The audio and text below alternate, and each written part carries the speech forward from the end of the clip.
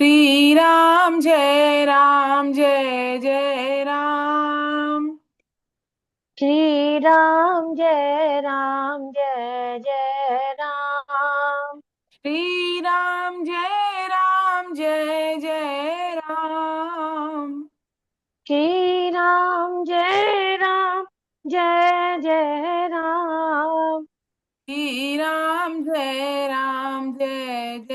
राम। श्री राम जय जय राम। मंगल भवन मंगल हारी। मंगल भवन मंगल हारी। द्रवहु सुदशरथ अजर बिहारी।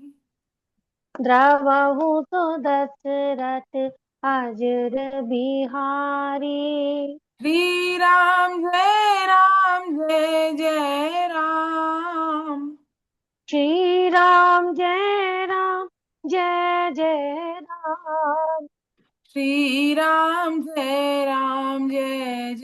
राम। जय जय राम। जय जय राम। दीन दयाल विरद संभारी। दीन दयाल विरद संभारी। हरहु नाथ मम संकट भारी। हरहु नाथ मम संकट भारी। जय जय राम।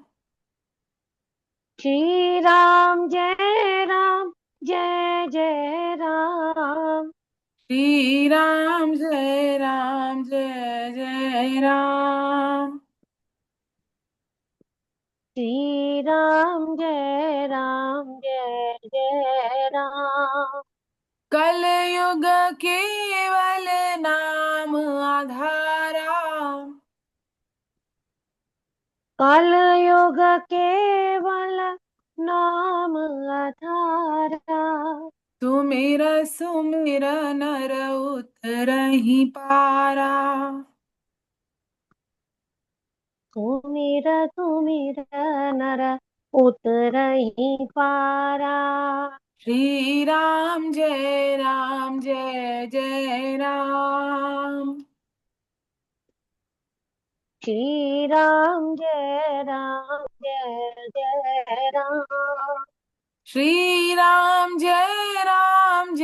जय राम। जय जय राम।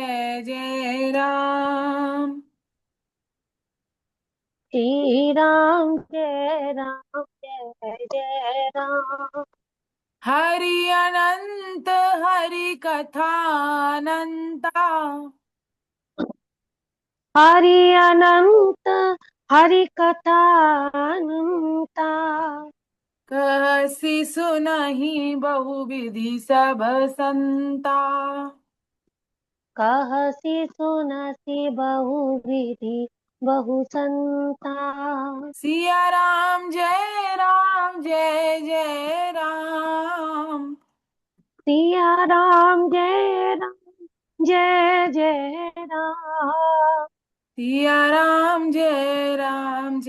जय राम।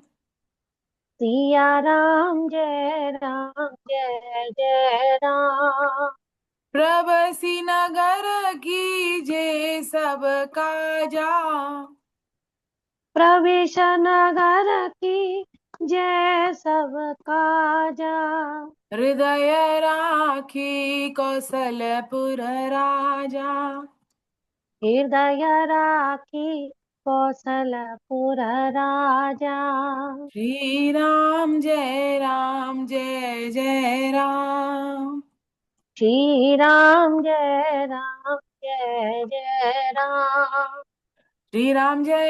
जय जय राम। जय जय राम। जय जय राम। श्री राम जय राम जय जय राम, श्री राम जय राम जय जय राम। श्री राम जय राम जय जय राम, श्री राम जय राम जय जय राम। श्री राम जय राम जय जय राम, श्री राम जय राम जय जय राम। श्री राम जय राम जय जय राम, श्री राम जय राम जय जय राम। श्री राम जय राम जय जय राम, श्री राम जय राम जय जय राम। श्री राम जय राम जय जय राम, श्री राम जय राम जय जय राम। श्री राम जय राम जय जय राम, श्री राम जय राम जय जय राम। हे नाथ, हे मेरे नाथ, मैं आपको भूलूं नहीं, मैं आपको भूलूं नहीं। मैं केवल आपका हूँ। मैं केवल आपका हूँ। आप ही केवल मेरे हैं। आप ही केवल मेरे हैं। आप कृपा करें, आप कृपा करें। मैं आपकी शरण में हूँ।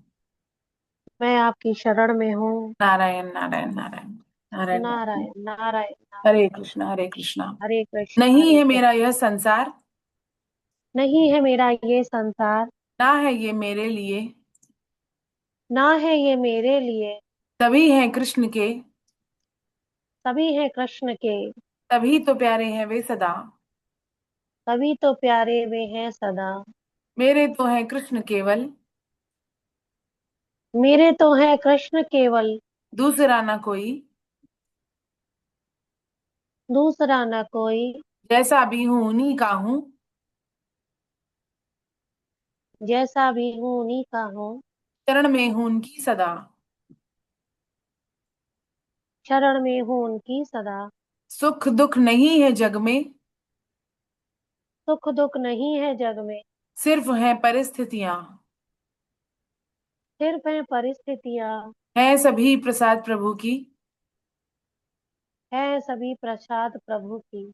लौ लगे कृष्ण से सदा। लौ लगे कृष्ण से सदा। हरे कृष्णा हरे कृष्णा हरे कृष्णा। सभी दिव्य पंच हरे श्लोक कृष्ण हरे पढ़ेंगे। कृष्ण। अजोऽपि सन्नव्ययात्मा, भूतानामीश्वरोऽपि सन्, प्रकृतिं स्वामधिष्ठाय सम्भवाम्यात्ममायया। यदा यदा हि धर्मस्य ग्लानिर्भवति भारत, अभ्युत्थानमधर्मस्य तदात्मानं सृजाम्यहम्। परित्राणाय साधूनां, विनाशाय च दुष्कृतां, धर्म संस्थापनार्थाय संभवामि युगे युगे। जन्म कर्म च मे देव्यम्, मेवं यो वेत्ति तत्त्वतः, त्यक्त्वा देहं पुनर्जन्म नैति मामेति सोऽर्जुन। वीतरागभयक्रोधा मन्मया मामुपाश्रिता, बहवो ज्ञानतपसा पूता मद्भावमागता। वसुदेवसुतं देवं कंसचाणूरमर्दनम्, देवकी परमानन्दं कृष्णं वन्दे जगद्गुरुम्। श्रीकृष्णं वन्दे जगद्गुरुम्, श्रीकृष्णं वन्दे जगद्गुरुम्। हरे कृष्ण। आप सभी साधकों के चरणों में मेरा कोटि कोटि वंदन। हमने पिछली क्लास में 9वां अध्याय प्रारंभ किया था, है ना? कंफर्म करिएगा। ओम प्रकाश गुप्ता सर, 9वां अध्याय शायद है नौ ना? पॉइंट दस तक किया था शायद। 9.10 तक किया था, है ना? हरे कृष्णा हरे कृष्णा। तो 9वां अध्याय का नाम क्या है? राज विद्या राजगुह्य योग। और राज विद्या राजगुह्य योग एकाक्षरी विद्या है। एक मतलब जो 7वें अध्याय में ज्ञान विज्ञान योग का प्रवाह चल रहा था, भगवान कह रहे थे ज्ञान विज्ञान योग, और वहां संसार ने कहा कि ज्ञान क्या है? ज्ञान ये है कि हर जो चीज है वो भगवान से बनी हुई है, कण कण में भगवान विद्यमान है। और ये विज्ञान क्या है कि ऐसे भगवान को पाना सरल है। और दूसरी चीज है कि वासुदेव सर्वम, सब कुछ भगवान ही, ऐसा अनुभव में आ जाना, ये विज्ञान है। तो इसी का ही आगे का रूप राज विद्या राजगुह्य योग है। तो ज्ञान तो ये कि हमें शास्त्रों में पढ़कर भगवान से प्रेम हो जाए और भगवान के बारे में जानकारी मिल जाए, ये तो हो गया ज्ञान। और विज्ञान क्या, कि भगवान हर कण में मौजूद है, ये अनुभव में आ जाना, ये विज्ञान। और ऐसे ही राजविद्या राजगुह्य योग है। राजविद्या क्या, ये जान लेना कि भगवान सब जगह है और ऐसे भगवान को पाना सरल है, ये राजगुह्य है। सबसे गुह्यतम बात है जो भगवान यहाँ बताते हैं, राजगुह्य। भगवान षड ऐश्वर्य युक्त है, सृष्टि के नियंता है, और ऐसे भगवान को पाना बड़ा सरल है, उनकी भक्ति सरल है। यहाँ तक कि भगवान की भक्ति में लगे हुए मनुष्यों को भगवान उनका योगक्षेम भी वहन करते हैं। जो उनको नहीं प्राप्त है उसको प्राप्त करा देते हैं, और जो प्राप्त है उसकी रक्षा करते हैं भगवान। तो ऐसे भगवान है। तो भगवान प्रेम के भूखे हैं ना। शेष महेश गणेश दिनेश सुरेश हूँ जाहे निरंतर गावे, जाहे अनादि अनंत अखंड अच्छेद अभेद सुवेद बतावे, नारद से सुख व्यास रटे पटिहार तनु पुनि पार न पावे, ताहि अहीर की चोहरियां चितिया बर चाच पे नाच नचावे। तो हम प्रेम से भगवान को पा सकते हैं। हम किसी भी साधन से नहीं भगवान को पा सकते। हम कहें कि हम 32 माला करते हैं, 64 माला करते हैं और इसके दम पे हम भगवान को पालेंगे, तो वो पाना संभव नहीं है भगवान को। तो भगवान से प्रेम करना, भगवान से अपनत्व करना, जैसे हम कहते हैं ना, हे नाथ मैं केवल आपका हूं, ये अपनत्व करना ही हमारे दृढ़ता से हमारे अंदर अपनत्व आ जाए भगवान के प्रति। इसलिए हम ये कहते हैं, सिर्फ कहने के लिए नहीं कहते, है ना। और जो भगवान एक से लेकर और तीसरे श्लोक तक तो भगवान ने ज्ञान बताया, 4 से लेकर और 6 श्लोक तक भगवान ने कहा मैं ही हूं, दूसरा कोई नहीं, ऐसा कहकर विज्ञान बताया। और फिर आगे कहते हैं कि प्रकृति के परवश संपूर्ण प्राणी महाप्रलय में मेरी प्रकृति को प्राप्त हो जाते हैं और महासर्ग में मैं उनकी फिर रचना करता हूं, परंतु वे कर्म मुझे नहीं बांधते हैं। उनमें मैं उदासीन की तरह अनासक्त रहता हूं और मेरे परम भाव को न जानकर मूढ़ लोग मेरी अवहेलना करते हैं। जैसे कि भगवान कहते हैं मिट्टी बर्तन में नहीं है, तरंग का जल, तरंग में जल नहीं है ना। जल, जल में तो तरंग बन रही है लेकिन तरंग में जल नहीं है। तरंग का अपने आप में कोई अस्तित्व नहीं है, परंतु जल बिना तरंग के मतलब जल जो है वह तरंग के बिना भी जल ही है। वैसे ही भगवान सब कुछ होकर भी भगवान उनसे निर्लिप्त हैं, ये भगवान यहाँ कहते हैं। और अब हम आगे के श्लोकों के बारे में चर्चा करेंगे। मैं एक बार स्क्रीन शेयर कर देती हूँ आपके साथ में।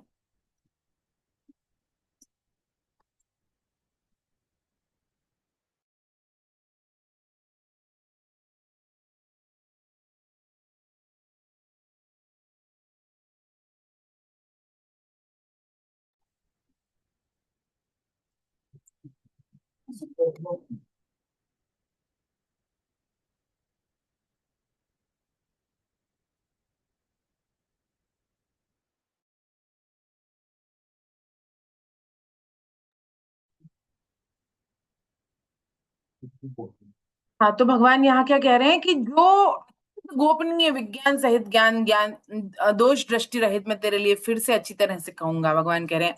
तो अत्यंत गोपनीय कह रहे हैं भगवान इसको। और क्या कह रहे हैं कि इसको जानकर तू अशुभ संसार से, जन्म मरण रूपी संसार से मुक्त हो जाएगा। अब भगवान क्या कहते हैं कि इस धर्म की महिमा पर श्रद्धा न रखने वाले मनुष्य मुझे ना प्राप्त होकर किसे प्राप्त होते हैं, मृत्यु रूप संसार के मार्ग में लौटते रहते हैं और बार बार जन्मते मरते रहते हैं। और फिर भगवान ने कहा कि सभी प्राणी जो हैं वो मेरे इस ईश्वर संबंधी योग सामर्थ्य को तू देख। संपूर्ण प्राणियों को उत्पन्न करने वाला मैं, प्राणियों को धारण भरण पोषण करने वाला जो मेरा स्वरूप है, उन प्राणियों में स्थित नहीं है। और वो जैसे सब जगह विचरने वाली महान वायु नित्य आकाश में स्थित रहती है, ऐसे ही संपूर्ण प्राणियों मुझ में स्थित रहते हैं, तुम ऐसा मानो। फिर भगवान ने बताया कि जो महासर्ग के समय भगवान अपनी प्रकृति को अधीन कर कर और पैदा होते हैं, जल्दी कर लो।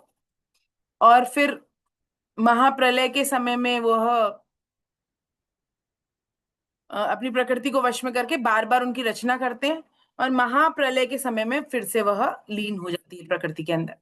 और भगवान कहते हैं उन सृष्टि की रचना आदि कर्मों में अनासक्त और उदासीन की तरह रहते हुए वे कर्म मुझे नहीं बांधते। तो भगवान कहते हैं कि वो जो कर्म है ना, भगवान सब कुछ करते हैं। जैसे राजा होता है, वह महल बनाता है लेकिन एक ईंट भी नहीं लगाता। हम सपने में पहाड़ चढ़ जाते हैं लेकिन एक पग भी नहीं रखते।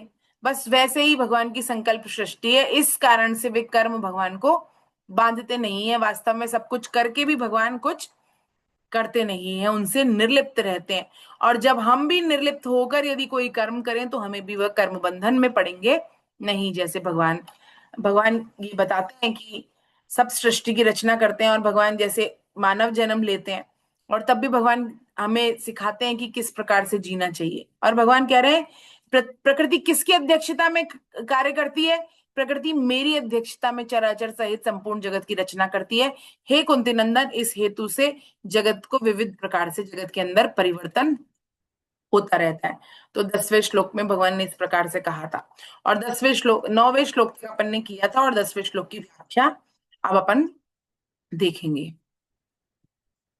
तो 10वें श्लोक में भगवान क्या कह रहे हैं कि प्रकृति मेरी अध्यक्षता में चराचर जगत का रचना करती है, और हे कुंती नंदन, इस हेतु जगत विविध प्रकार से उसमें परिवर्तन होता रहता है।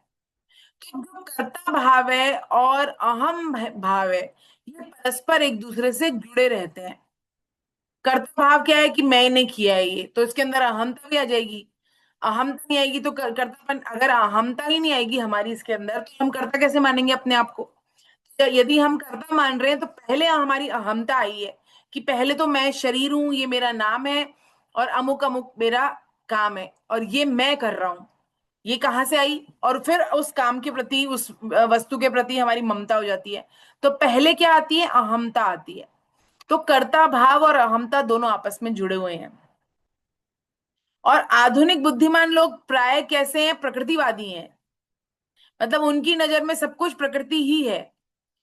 जैसे आज ही सुबह स्वामी जी के सत्संग में चर्चा हो रही थी कि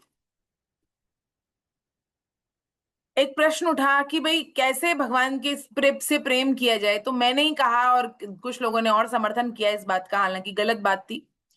उन्होंने ये कहा कि मैंने ये कहा कि भाई जो भगवान है वह, हम लोग प्रगति कर रहे हैं और भगवान से हमें प्रेम हो रहा है, तो इसका अर्थ क्या है? कि हमारी प्रगति तो हो रही है, हमें संसार भी अच्छा लग रहा है अभी और भगवान भी अच्छे लग रहे हैं, दोनों ही काम है। ऐसा तो है नहीं भाई, झूठ क्यों बोले कि संसार नहीं अच्छा लग रहा। संसार भी बहुत बढ़िया लग रहा है और भगवान भी अच्छे लग रहे हैं, तो दोनों ही अच्छे लग रहे हैं। तो मैंने कहा हाँ ठीक है, धीरे धीरे तो प्रगति हो ही रही है ना इसमें, इस ओर। तो ये प्रगति भी अच्छी प्रगति है।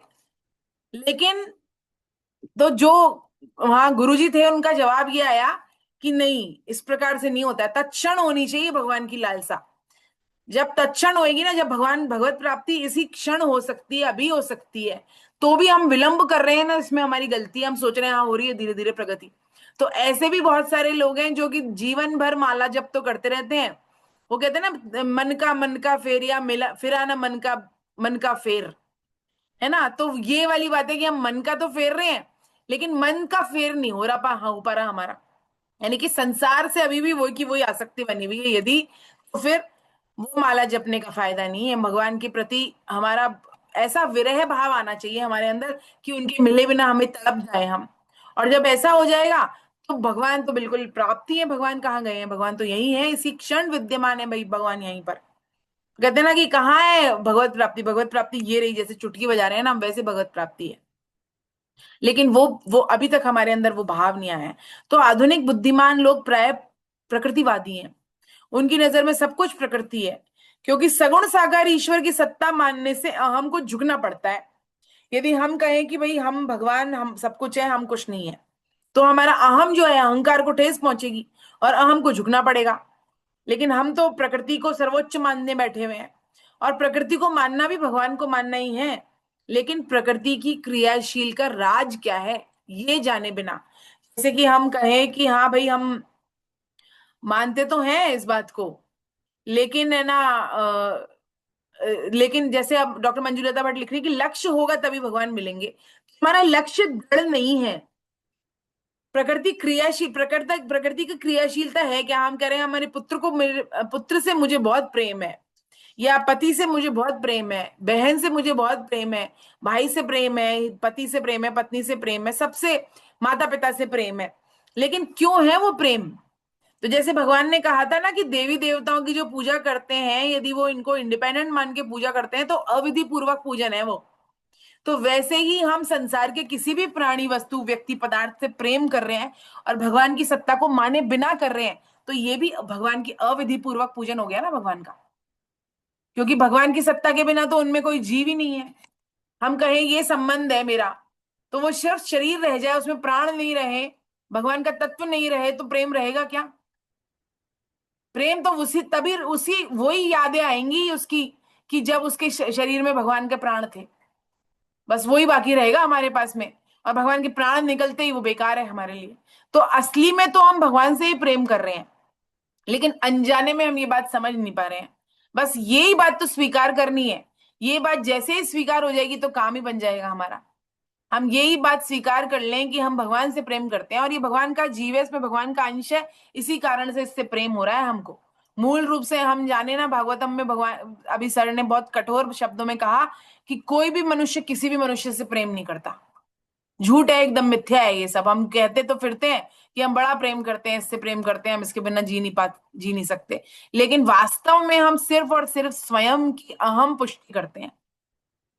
हमको जो हमारे शरीर को, हमारे हमारे अहंकार को जो जो भी पोषण दे रहा है ना, वो सब संबंध हमें बहुत प्यारे हैं, जो हमारे अहंकार को पोषण दे रहे हैं। और जैसे ही हमारे अहंकार पे चोट मारता है कोई भी, तो कितना ही सगा संबंधों हमें कष्ट देने लग जाता है, वो हमें नहीं प्यारा लगता और कटुता आ जाती है उसके प्रति हमारे मन में। तो इसका मतलब हम किससे प्रेम कर रहे हैं? हमारी अहमता है बहुत गहरी, और उसी के कारण ममता है। तो मूल तो अहमता ही है, उसके ऊपर ममता का लेप चढ़ा हुआ है, जिसको हम कह रहे हैं हमारा इससे ममत्व है, उससे ममत्व है। तो असल में है नहीं वो। तो बस यही मानना है कि जब मैं ही भगवान का हूं, तब जीव ही भगवान के हैं। तो किससे तो कौन प्रेम करे और किससे कौन प्रेम करवाए, सब एक, वासुदेव सर्वमिति, सब कुछ भगवान ही है। भगवान ही भगवान में लीला कर रहे हैं आपस में। आपस में अलग अलग संबंध बने बैठे हैं भगवान, और वही लीला कर रहे हैं। वो कभी तो कष्ट देने आ रहे हैं, कभी सुख देने आ रहे हैं, कभी हंस रहे हैं, कभी रो रहे हैं, हम सब जीवों के रूप में बस वैसे ही भगवान बास रहे हैं, बास मतलब भास रहे हैं, ये कहते हैं। और इस तरफ जब हम कहते हैं ना कि बुद्धिवादी क्या सोचते हैं कि हम जो जगत में कर रहे हैं वो इतना महान काम है कि उसको कोई और नहीं कर सकता, ये अपने आप हो ही नहीं सकता। बस इसी शब्द को दादू जी ने प्रश्न किया, 3 गुणों और 5 भूतों की रचना कैसे हुई? तो उन्होंने क्या कहा कि जैसे बिजली की शक्ति है ना, एक शब्द सब कुछ किया, ऐसा समर्थ सोए, आगे पीछे जो करे जो बलहीन ना होए। तो बलहीन जो होता है ना, वो सोचता है कि पहले क्या आया क्या नहीं आया, पहले अंडा आया कि मुर्गी आई, है ना। इससे क्या मतलब है कि पहले क्या आया, ये आगे पीछे क्यों करें? सब कुछ किसने रचना की? मुर्गी की भी उसने ही की और अंडे की भी उसने ही रचना की। ये देखे ना हम, जैसे बिजली है अनेक शक्तियों में, स्वयं सब में प्रकट हो रही है, वो यंत्रों के द्वारा प्रकट हो रही है। वैसे ही कृष्ण में अनंत शक्तियां हैं, वे अलग अलग प्रकृति के तत्वों, प्रकृति के वस्तुओं, प्रकृति के पुरुषों, और इन सब में प्रकट हो रही है संसार। नहीं तो संसार कैसा हो जाएगा? टंगे हुए, बस एक पेंटिंग टंगी रहे अपने रूम में कोई बहुत बढ़िया सी, और वो चित्र की तरह ही वो टंगा हुआ हो जाएगा बस संसार भी। लेकिन जो परिवर्तन हो रहा है ना, वो परिवर्तन ही प्रभु है, भगवान है वो।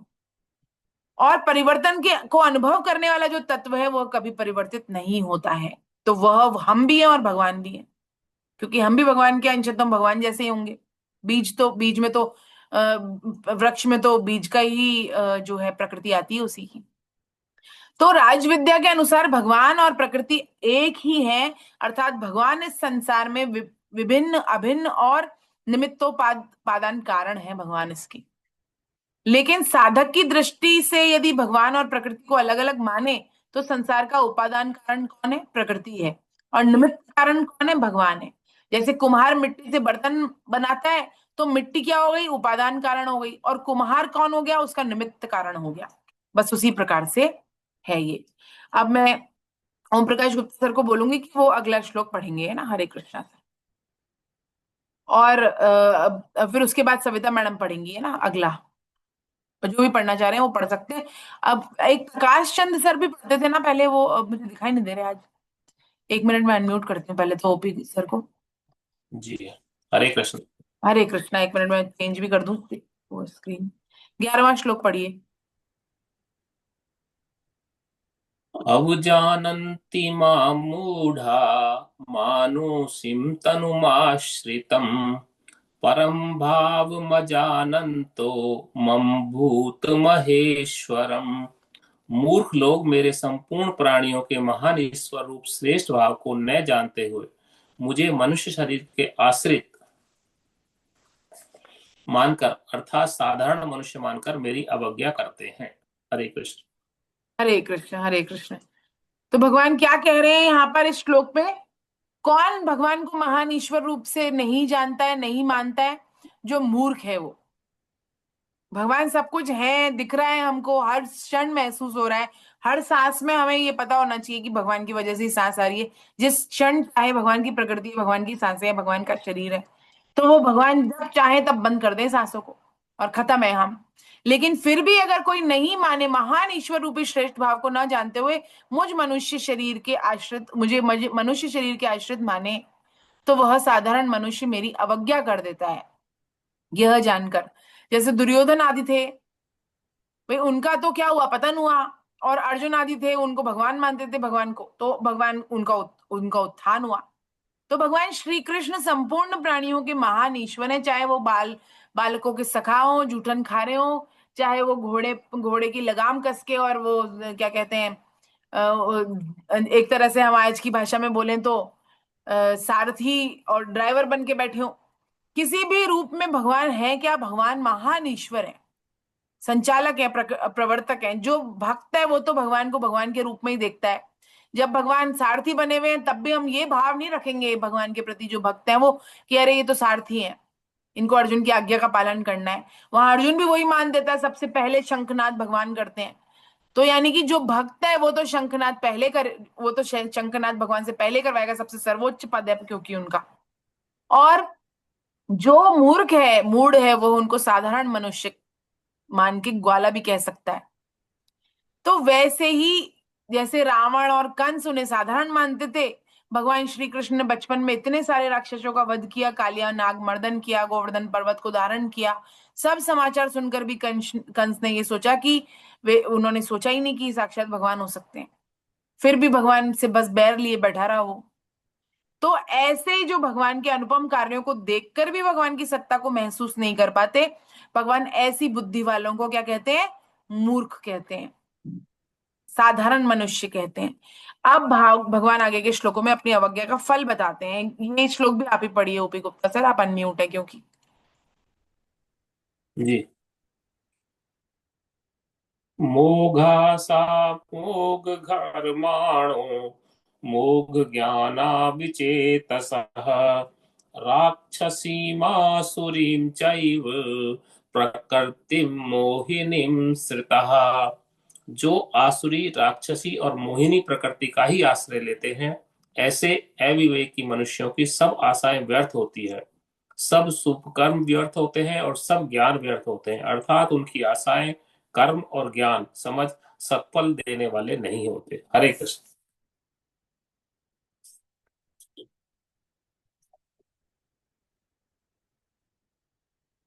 अनम्यूट मैडम, आप म्यूट हो गई मैडम शायद। हरे कृष्णा हरे कृष्णा हरे कृष्णा। हाँ, भगवान क्या कह रहे हैं इसमें? जो आसुरी, राक्षसी और मोहिनी प्रकृति का आश्रय लेते हैं। तो तीन प्रकार की भगवान ने यहाँ पर जो है आप प्रकृतियां बताई भगवान की, सॉरी, जो मनुष्य हैं उनकी। तो और क्या कहा? ऐसे मनुष्यों को अविवेकी कहा। तो अविवेकी कौन होते हैं? जो आसुरी, राक्षसी और मोहिनी प्रकृति का आश्रय लेते हैं। और उनके सब कर्म कैसे हो जाते हैं? व्यर्थ हो जाते हैं। भाई कर्म तो करते हैं बड़े बड़े बढ़िया, और लेकिन सारे कर्म कैसे हो जाते हैं? व्यर्थ। और जो भी वो आशा करते हैं संसार से, वो आशा पूरी नहीं होती। जो कर्म करते हैं वो कर्म पूर्ण नहीं होते, फल नहीं देते। क्योंकि फल देते हैं तो नश्वर देते हैं, वो फल देके नष्ट हो जाते हैं, कर्म भी नष्ट हो जाते हैं, फल भी नष्ट हो जाता है। और ज्ञान, जो भी उनकी अकल है, समझ है, वो सत्फल देने वाली नहीं होती है। वो फल तो दे देती है, संसार में बहुत नाम हो सकता है, बहुत बड़ाई हो सकती है, बहुत मान सम्मान हो सकता है, कोई पद मिल सकता है, सब हो सकता है, वाहवाही हो सकती है, मीडिया में नाम आ सकता है, खूब बढ़िया नाम रोशन हो सकता है, रुपया आ सकता है। लेकिन सत्फल नहीं है, ये सब सत्फल देने देने वाली नहीं होती, ये कह रहे हैं। तो मोघाशा मोघ कर्मणा, भगवान ने कहा संसार रूपी वृक्ष की जड़ है, भगवान है। और जब तक हम जड़ का सिंचन नहीं करें, हम पत्तों को स्प्रे करते रहें, जड़ को सूखने दें, तो क्या हो जाएगा? थोड़े दिनों तक तो पत्तों में जान रहेगी, थोड़े दिनों बाद वो पीले पड़ जाएंगे, फिर काले पड़ जाएंगे सूख के, और फिर से मिट्टी बन जाएंगे। तो सारी कामना, यदि हम संसार वृक्ष को तो सींचते रहें लेकिन उसकी जड़ का पोषण नहीं करें। संसार वृक्ष की जड़ कौन है? श्री कृष्ण है उसकी जड़, 15वें अध्याय में भगवान कहेंगे, है ना। तो हमें सुख नहीं मिलेगा, हम सुख की आकांक्षा तो करेंगे लेकिन सुख मिलेगा नहीं। और कई ऐसे हैं जिनको बहुत अभावों में उनका जीवन जल रहा है, लेकिन फिर भी ठाकुर जी की शरण ले रखी है, इसलिए बहुत बहुत संतोष है जीवन में। ऐसा लगता है कि सब कुछ है, कोई परेशानी नहीं है। और कई ऐसे हैं जो बहुत करोड़ों के बिस्तर पे सो रहे हैं और खूब हीरों पर राज कर रहे हैं, रुपया पैसा सोना चांदी सब खूब है, लेकिन फिर भी दुख ही दुख है। तो कर्म करेंगे तो सुख की आशा करके, लेकिन मिलेगा दुख संसार में। तो क्यों? क्योंकि भगवान है अक्षय सुख के भंडार, कोई और नहीं है भगवान। क्योंकि जो भी सुख हमें मिल रहा है ना, किसी से भी मिल रहा हो, किसी संबंध से मिल रहा हो, किसी वस्तु से मिल रहा हो, किसी पदार्थ से मिल रहा हो, भगवान ने क्या कहा? परा और अपरा दोनों प्रकृतियां मेरी हैं।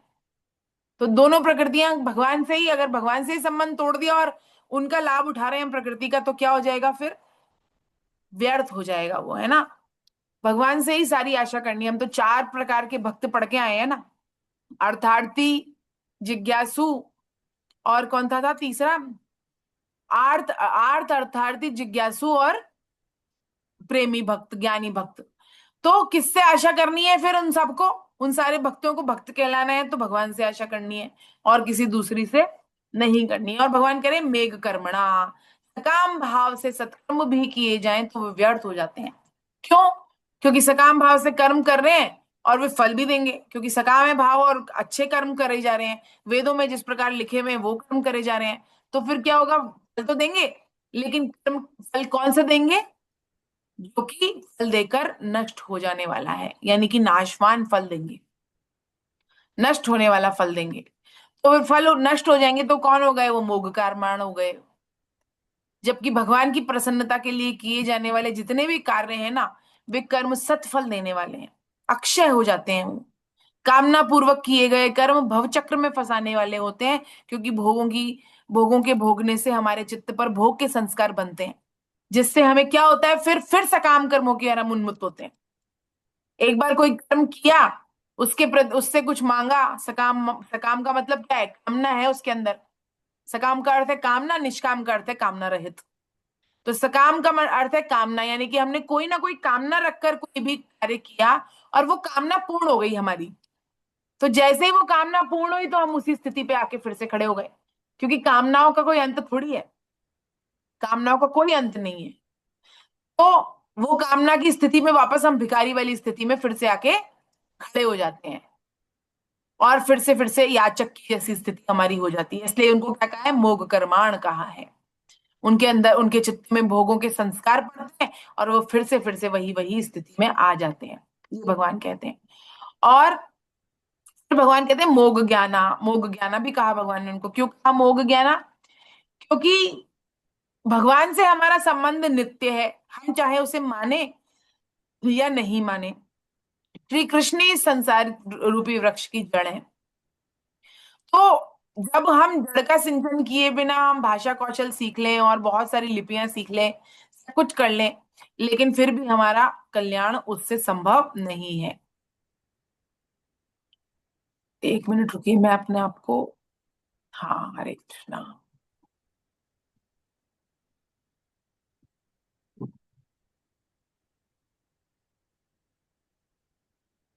कोई पिन है क्या यहाँ पर? 1 सेकंड रुकिए, मुझे अपनी ही फोटो नहीं दिखाई दे रही है somehow।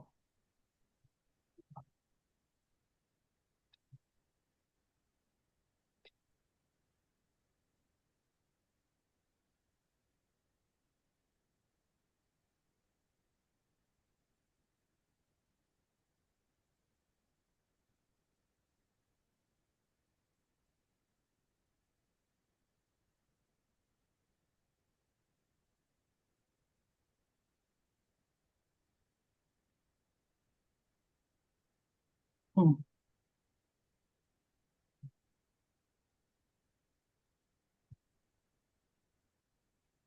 हरे कृष्णा, हरे कृष्णा, हरे कृष्णा। अब सही हुआ है, कुछ गड़बड़ हो गई थी। हाँ।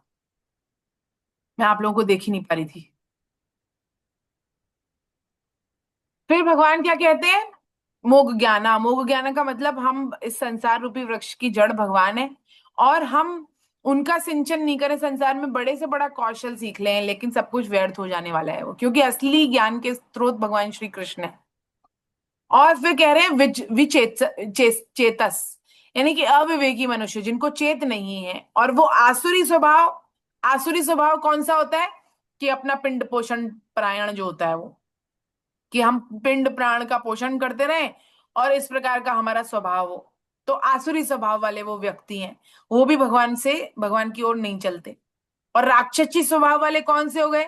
जो यदि कामना पे बाधा लग गई तो क्रोध आएगा, दूसरों को अनिष्ट करने के लिए तैयार हो जाएंगे तुरंत। क्रोधी स्वभाव वाले, यदि हम जो चाह रहे हैं वो नहीं हो तो क्रोध आने लग जाएगा। कामना जो भी हो, हमारी आलस्य की कामना हो सकती है, कि कोई काम बनाने की कामना हो सकती है, उस कामना में बाधा लगी तो क्रोध आएगा, और दूसरों के अनिष्ट करने की। तो ये स्वभाव कौन सा हो गया? राक्षसी स्वभाव स्वभाव हो गया ये। तो आसुरी कौन सा? जो पिंड प्राण पोषण परायण है वह। और राक्षसी कौन सा हो गया? जो कामना पर बाधा लगने पर क्रोधित हो जाते हैं, दूसरों का अनिष्ट करते हैं। और मोहिनी स्वभाव कौन सा हो गया? कि बिना कारण ही दूसरों का अनिष्ट करते हैं। घोर तामस स्वभाव है ये मोहिनी स्वभाव। मोहित अवस्था में रहते हैं वो, कोई कारण ही नहीं है। जैसे कई बार हम बहुत सारे लोगों को देखा है ना, जैसे पहले के राक्षस होते थे, कि देवता कर रहे हैं कोई यज्ञ यज्ञ हवन इत्यादि कर रहे हैं, और उसमें जाके हड्डियां फेंक दी। वैसे ही आजकल की बहुत सारे लोग भी करते हैं, कि कोई अच्छा कार्य हो रहा है उसमें पथराव कर दिया, कुछ कुछ और कर दिया, गड़बड़ कर दिया, मतलब कुल मिला के अच्छा कार्य नहीं होने देना है। तो ये कैसे है? ये मोहिनी स्वभाव वाले हैं, सबका अनिष्ट करते हैं, घोर तामस स्वभाव वाले हैं, बिना मतलब ही। कोई उनका नुकसान नहीं हो रहा है किसी के कुछ करने से, चेष्टा करने से, और ना ही कुछ फायदा हो रहा है उनका ये कृत्य करने से, लेकिन कर रहे हैं, बस उनको आनंद आता है उसमें ही। तो बस ये है। तो इन सभी के मूल में भगवान श्री कृष्ण से विमुखता है, भगवान से विमुखता है, कामना है उसके पीछे। और विश्व प्रसिद्ध अभिनेत्री मर्लिन मोनरो ने सिर्फ 20 साल में धन की, ऐश्वर्य, कीर्ति की सर्वोच्च ऊंचाइयों को छू लिया, लेकिन जब वो 27 साल की हुई ना तो उन्होंने आत्महत्या कर ली।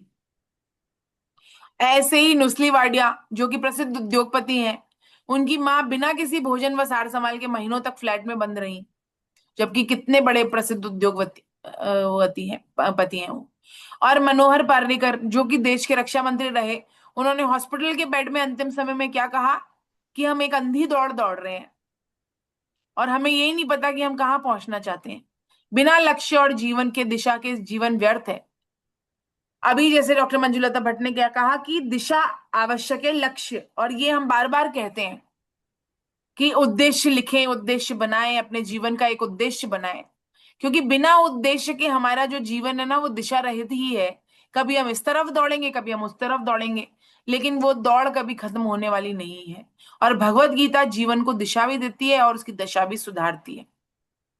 इसलिए भगवत गीता पढ़ने के बाद हमें अपनी, कम से कम अपना जो उद्देश्य है जीवन का, परम उद्देश्य है, उसको जान लेना चाहिए। सविता मैम अगला श्लोक पढ़ेंगे। हरे कृष्णा। हरे कृष्णा 13 और मैम। 14 दोनों पढ़िए। जी। महात्मानस्तु माम पार्थ देवी प्रकृतिमाश्रिता भजन तैनन्य मनसो ज्ञात्वा भूतादिमावयम् सततं सततं कीर्यन्तो माम् यतश्च यतन्तश्च च दृढव्रता नमस्यन्तश्च च मां भक्त्या नित्ययुक्ता उपासते। परंतु हे प्रथानंदन, दैवी प्रकृति के आश्रित अन्य अन्य अन्य मन वाले महात्मा लोग मुझे संपूर्ण प्राणियों का आदि और अविनाशी समझकर मेरा भजन करते हैं। नित्य निरंतर मुझ में लगे हुए मनुष्य दृढ़वती होकर लगन पूर्वक साधन में लगे हुए और प्रेम पूर्वक कीर्तन करते हुए तथा मुझे नमस्कार करते हुए निरंतर मेरी उपासना करते हैं। हरे कृष्ण। हरे कृष्णा हरे कृष्णा। तो क्या कह रहे हैं, दैवीय प्रकृति वाले जो होते हैं वह कौन होते हैं? अनन्य मन वाले। अनन्य मतलब अनन्यता, हमने भक्ति में हमेशा बात की। अनन्यता का अर्थ क्या है? जो किसी और को नहीं माने और भगवान श्री कृष्ण के चरणों में उसकी प्रीति हो, यानी कि भक्त हो वो, जो जो भी चाहिए भगवान से ही चाहिए, भगवान से ही दृढ़ संबंध हो कि भगवान ही केवल मेरे हैं। तो अनन्य मन वाले जो हैं वो कौन है? महात्मा है। और मुझे संपूर्ण प्राणियों का आदि भी मानते हैं, अविनाशी भी मानते हैं और मेरा भजन करते हैं। भाई क्यों भजन कर रहे हैं वो भक्त? और अनन्यता से क्यों भगवान को पूज रहे हैं? क्योंकि भगवान को ही आदि मानते हैं संसार का, और भगवान को ही संपूर्ण प्राणियों का, संपूर्ण संसार का अंत भी मानते हैं, आदि भी मानते हैं, और अविनाशी है भगवान, उनका कभी विनाश संभव नहीं है। और ऐसे जो मनुष्य हैं वो प्रेम पूर्वक कीर्तन करते हैं, नमस्कार करते हैं मुझे और मेरी ही उपासना करते हैं। तो ये कितनी सुंदर बात है। जो जिसको महत्व जितना देता है वो उसमें ही लग जाता है। कोई कामी पुरुष स्त्री को महत्व देगा तो स्त्री में लग जाएगा, कोई लोभी पुरुष धन को महत्व देगा तो धन में लग जाएगा, कोई जो व्यसनी है वो व्यसन में लग जाएगा।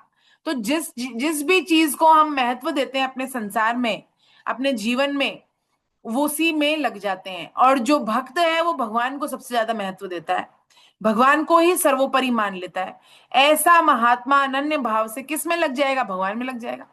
भाई कामी कामना में लग रहा है, लोभी लोभ में लग रहा है, रुपयों पैसों में लग रहा है, और जो व्यसनी है वो व्यसन में लग रहा है, तो भक्त कहाँ लगेगा? भक्त भगवान में लगेगा। क्योंकि सबसे ज्यादा महत्व कौन है इसकी? उसके जीवन में सबसे ज्यादा महत्व किसका है? भगवान का महत्व है। तो उसकी वृत्तियां भोग संग्रह की तरफ जाती ही नहीं है, अपने आप ही नहीं जाती, क्योंकि महत्वपूर्ण है ही नहीं उसके लिए। वो महत्वपूर्ण भगवान का ही संग है उसके लिए। तो दैवी संपत्ति भगवान के प्रति अनन्यता से होती है और स्वतः प्रकट होने लगती है। जैसे ही हम कहते हैं ना बार बार, हे नाथ हे मेरा, ये स्वामी जी का जो नारा है ना, ये संबंध का ही दृढ़ दृढ़ करने के लिए ही है। क्योंकि जिससे हम अपना संबंध दृढ़ता से मान लेते हैं ना, उसके प्रति हम समर्पित हो जाते हैं। तो भगवान के प्रति अगर हम मान ले अनन्यता से, तो फिर स्वतः ही प्रकट होने लग जाएगी, और पुरुषार्थ से नहीं आएगी। पुरुषार्थ अर्थात साधन तो संसार का आकर्षण हटाने के लिए करते हैं हम। चाहे हम नाम जप करें, चाहे हम साधन सत्संग करें, गीता पढ़ें, रामायण पढ़ें, जो भी करें, हम सब क्यों करते हैं? हम ताकि संसार के प्रति जो हमारा खिंचाव है ना वो हटे। लेकिन भगवान से की तरफ कैसे लगेंगे? भगवान से प्रेम करने पर ही लगेंगे, है ना। इसलिए क्योंकि संसार में हमने महत्व बुद्धि कर रखी है, इसके कारण हमको ये सब साधन भजन करने की आवश्यकता है। जिस दिन हमारी संसार से महत्व बुद्धि हट जाए और भगवान में महत्व बुद्धि हो जाए, उस दिन एक भी माला नहीं करें हम, कोई समस्या नहीं है। गीता नहीं पढ़े, कोई समस्या नहीं है। भगवान की पूजा पाठ करें नहीं करें, कोई समस्या नहीं है। महत्व बुद्धि आ गई जिस दिन हमारी भगवान में, तो अपने आप ही वह पूजन, हमारे हर कृत्य से भगवान का पूजन होना शुरू हो जाएगा। तो बस यही है ना। और कह रहे हैं महात्मा नस्तु। क्या है इसका अर्थ? कि भगवत गीता में जब तू शब्द आने से आशय है कि पूर्व में चल रहे वृत्तांत से एकदम उलट बात भगवान कह रहे हैं। इसके पहले भगवान ने क्या कहा? मूर्ख, मोहिनी, आसुरी, राक्षसी संपद वाले क्या होते हैं। और अब कह रहे हैं तू शब्द, भगवान के भक्त जो भगवान के प्रभाव को जानते हैं, उनकी रहनी करनी भगवान बता रहे हैं। जो अपनी ही आत्मा को संपूर्णता से देखता है, सृष्टि में देखता है, सृष्टि से संपूर्ण क्रियाओं में, कण कण में परमात्मा को देखता है, उनके तत्व का अनुभव करता है, वो कौन? वो महात्मा है। भगवान श्री कृष्ण कह रहे हैं महात्मा क्या करता है? दृढ़वती होकर नित्य निरंतर भगवान में लगता है और भगवान का ही प्रेम पूर्वक कीर्तन करता है। मन बुद्धि चित्त अहंकार के द्वारा उत्पन्न संकल्प विकल्प की चतुरंगी सेना का ये महात्मा भगवान के बल से नाश कर देता है। अनन्य भक्ति किसी भी देश काल और परिस्थिति की आश्रय नहीं है, उसकी आश्रित नहीं है। बोधजन्य है, वो बोधजन्य। संसार हम अंदर से मान लेते हैं कि ये मेरा नाम है, ये मेरा पद है, मैं इसकी अमुक अमुक का से संबंध है। तो फिर क्या होता है? ये बोधजन्य है, हमारे बोध में आ जाता है, ये पहचान बन जाती है हमारी। वैसे ही ये नित्य चलता रहता है। उसका भजन कैसा होता है? कहते हैं कि जो एक शिव मानस पूजा है ना, उसमें कहा है ना, आत्मा त्वम गिरिजामति सहचरा प्राणम शरीर ग्रहम पूजा ते विषयोपभोग रचना निद्रा समाधि स्थिति। तो इसका अर्थ क्या है? भगवान शंकर, आप ही मेरी आत्मा है, मेरी बुद्धि पार्वती जी है, मेरे प्राण आपके गण हैं, मेरी ये पंच भौतिक शरीर आपका मंदिर है, संपूर्ण विषय भोग की रचना आपकी पूजा है, सोना तो आपका ध्यान है, समाधि है, और चलना फिरना आपकी प्रदक्षिणा है, परिक्रमा है, वाणी से निकला प्रत्येक शब्द आपकी स्तुति है, मंत्र है आपका। इस प्रकार मेरा प्रत्येक जो कर्म है ना, वो आप ही की आराधना है। इस प्रकार से मानस पूजा मतलब जो भी हम कर रहे हैं ना, भोजन भी कर रहे हैं तो लो प्रभु जी, आपका शरीर है, आपका दिया हुआ भोजन है, अब मैं आपके शरीर, आपके दिए हुए भोजन से आप ही के शरीर को पोषण दे रहा हूं, करके भोजन कर लिया, जय हो प्रभु की, हो गया भोजन। नहला रहे हैं आपके शरीर को, नहला रहे हैं ठाकुर जी। तो सारे काम जो भी हम कर रहे हो भगवान का ध्यान करते हुए यदि हम करें तो सारे कर्म क्या हो जाएंगे, भगवान की पूजन ही हो जाएंगी। और देवी संपत्ति मनुष्य मात्र के अंदर स्वाभाविक रूप से ही है, कहीं बाहर से डालने की आवश्यकता नहीं है।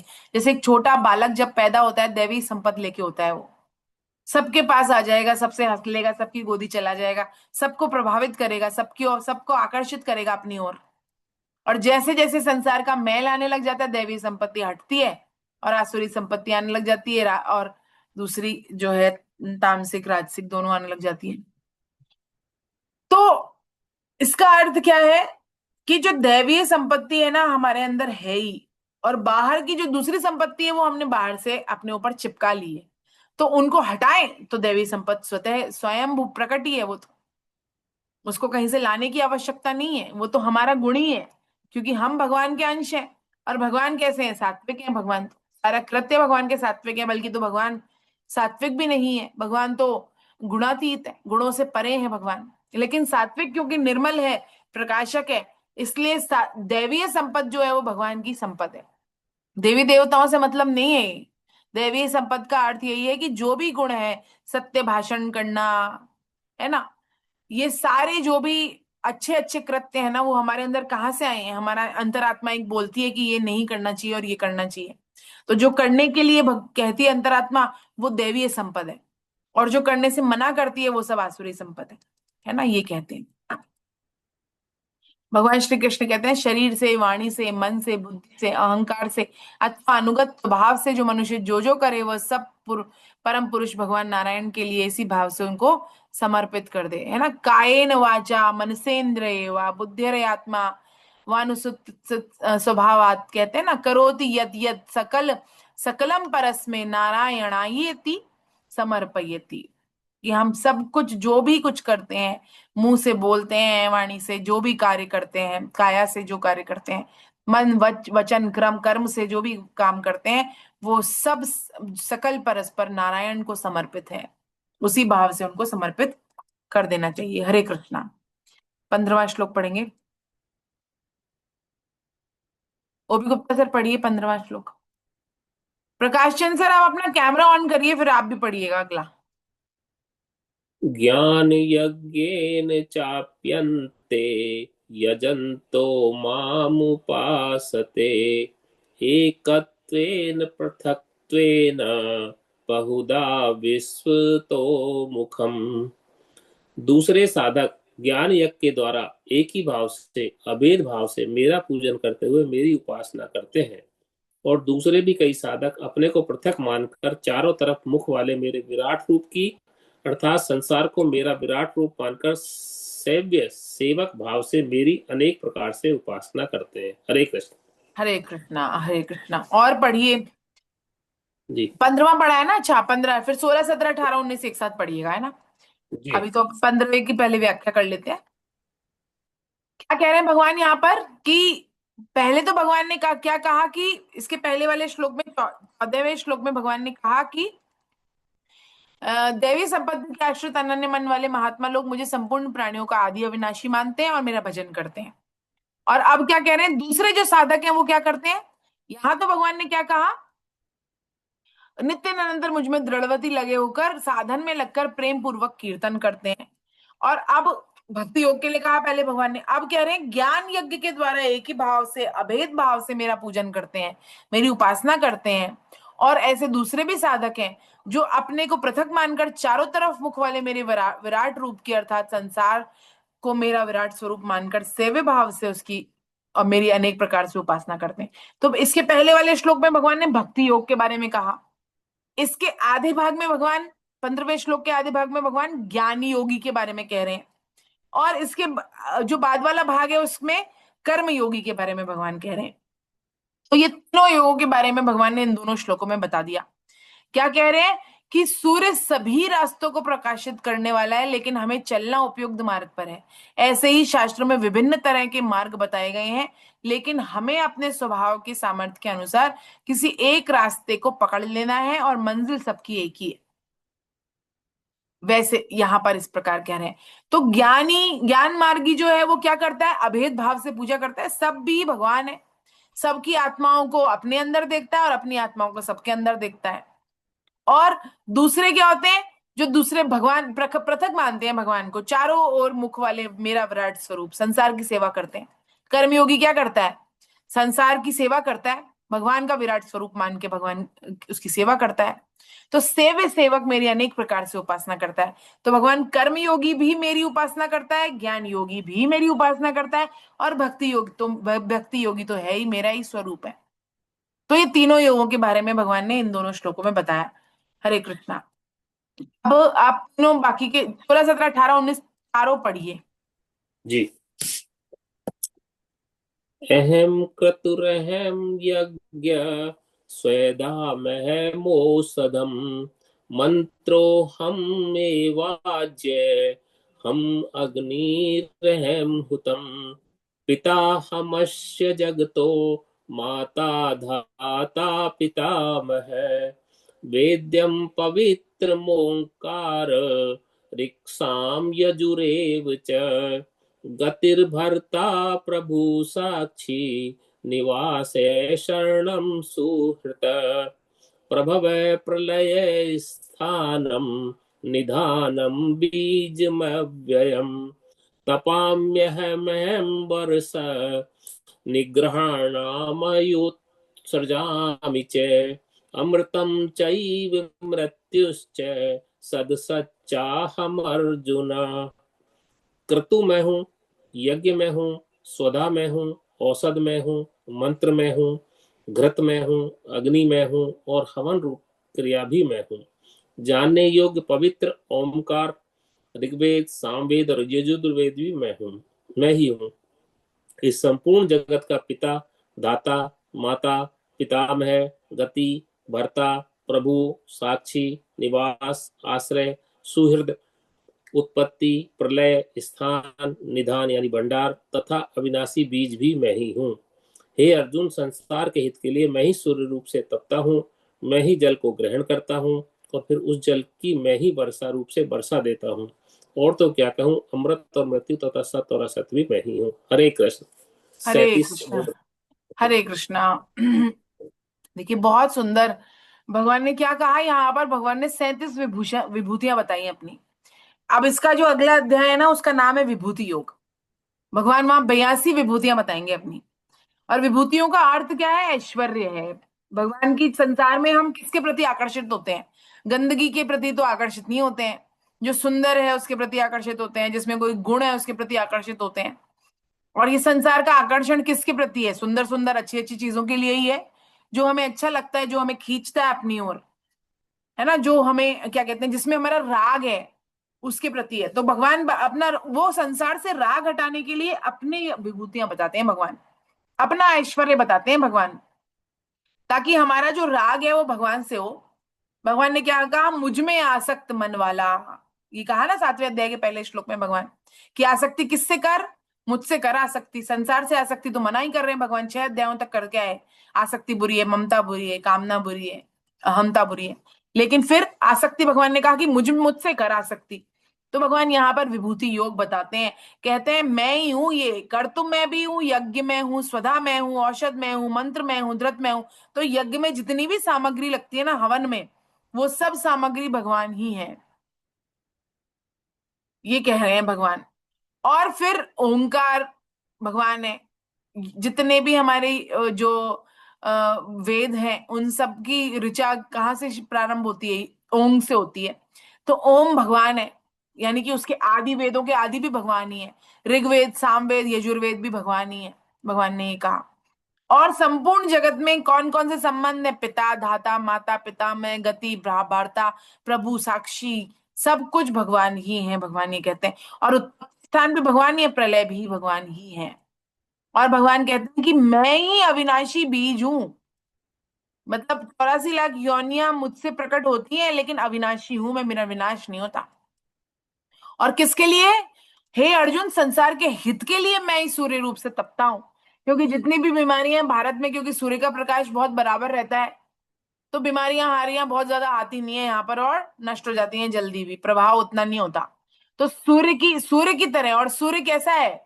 सूर्य गलत नाले नदियों से भी, जो गंदी जगह पर है वहां से भी उनका भी पानी खींच लेता है और वर्षा रूपी जल बरसाता है फिर।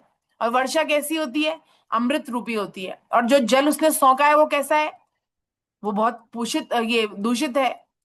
वो उस जल को भी सोख कर सूर्य की तरह भगवान जो है संसार की गंदगी को हरते हैं, और फिर अमृत रूपी वर्षा बरसाते हैं। और फिर कह रहे और तो क्या कहूं, अमृत और मृत्यु तथा सत और असत भी मैं ही हूं, भगवान कहते हैं। तो है ना, जर्रे जर्रे में उसी का नूर है, तू झांक कर देख खुद में, वो ना तुझसे दूर है।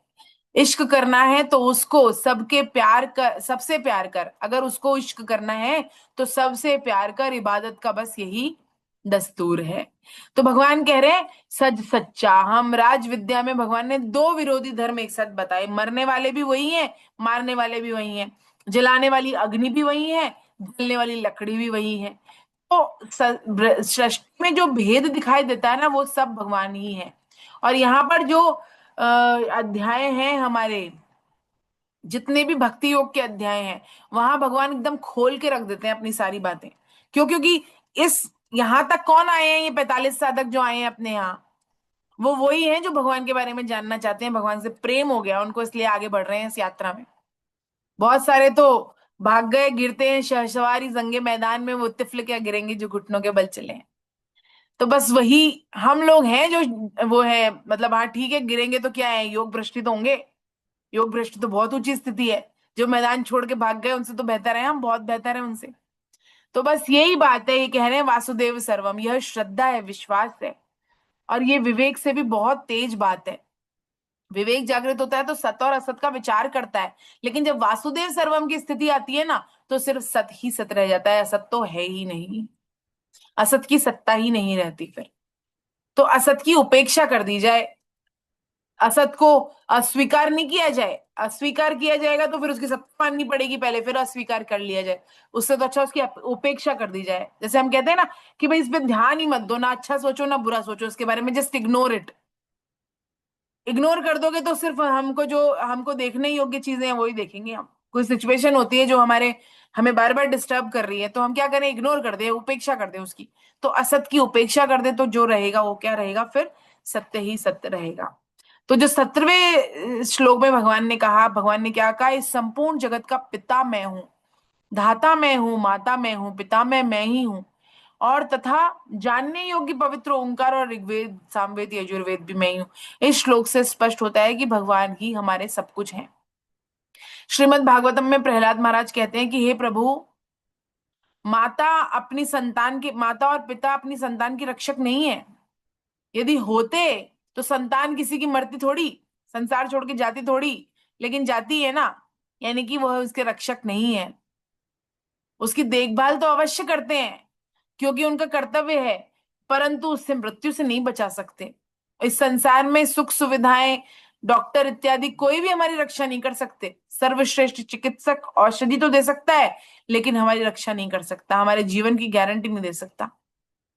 तो भगवान का आश्रय ही सच्चा आश्रय है, क्योंकि हमारी मृत्यु तो हो ही नहीं सकती ना। भाई राम मरे तो मैं मरूं, नहीं तो मरे बलाए। भाई राम जी मर जाए यदि, तो मैं भी मर जाऊं। राम जी नहीं मर सकते तो फिर मैं तो अविनाशी का अंश हूं, मैं कैसे मर जाऊं? तो मुझे क्या चिंता है फिर? तो भगवान का आश्रय सच्चा आश्रय है। संसार के संबंधित संसार जो है वह शरीर को लेकर है।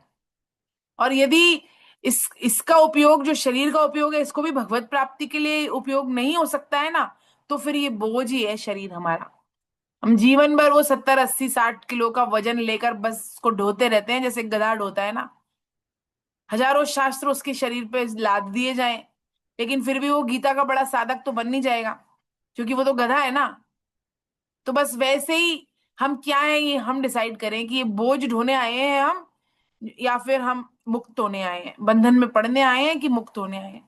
तो भगवान ऋषभ देव अपने पुत्रों को जीवन का उद्देश्य बताते हैं और कहते हैं कि वह माँ माँ नहीं है, वह पिता पिता नहीं है, वह गुरु गुरु नहीं है, वह स्वजन स्वजन नहीं है, वह पति पति नहीं है, जो अपने पर आश्रित व्यक्ति को संसार के बंधन से मुक्त ना कर दे। यानी कि हम सब पर, यदि हम घर में कोई भी कोई क्या कहते हैं, पद पर है, अपने घर पर कोई अथॉरिटी रखते हैं, तो हमारा क्या है, हमारे ऊपर जो आश्रित है उनको उनको संसार के बंधन से मुक्त कराना।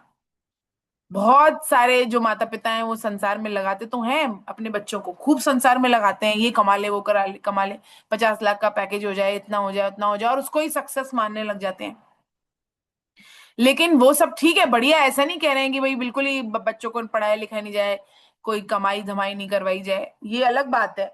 लेकिन जो मूल काम करने हम संसार में आए हैं उनका ज्ञान करवाया जाए उनको, ये बहुत आवश्यक है। और ये हमारे ऊपर बोझ है, हम ये कर्तव्य लेकर आए हैं, यदि हम कर्तव्य का निर्वहन नहीं करेंगे तो माँ बनने का अधिकार नहीं है, यहाँ तक कह रहे हैं ऋषभ देव तो अपने पुत्रों को। तो अनेक वस्तुएं देना, ऊंची शिक्षा, भिन्न भिन्न विद्याएं देना, ये सब अच्छी बात है, परंतु जीवन कितना महत्वपूर्ण है, कितना उसका उसका उद्देश्य क्या है, और उसके उद्देश्य की प्राप्ति, मैं तो अपने माता पिता को बहुत धन्यवाद देती हूँ। और नहीं तो इस दिशा में नहीं लगते हम, यदि माता पिता नहीं लगाते तो घर के बड़ों ने लगाया है ना इस दिशा में, तो उन्होंने अपना कर्तव्य पूरा किया ना, अपनी अपनी चेष्टा तो करी। कोई संतान लग जाती है, कोई दूसरी संतान नहीं लग पाती है, होता है ऐसा, लेकिन उन्होंने चेष्टा करी ना पूरी, अपनी सच सच पूरी ईमानदारी के साथ में। तो वो हम सबको करनी चाहिए। होना नहीं होना तो ठाकुर जी के हाथ में है, लेकिन करना तो हमारे हाथ में है ना।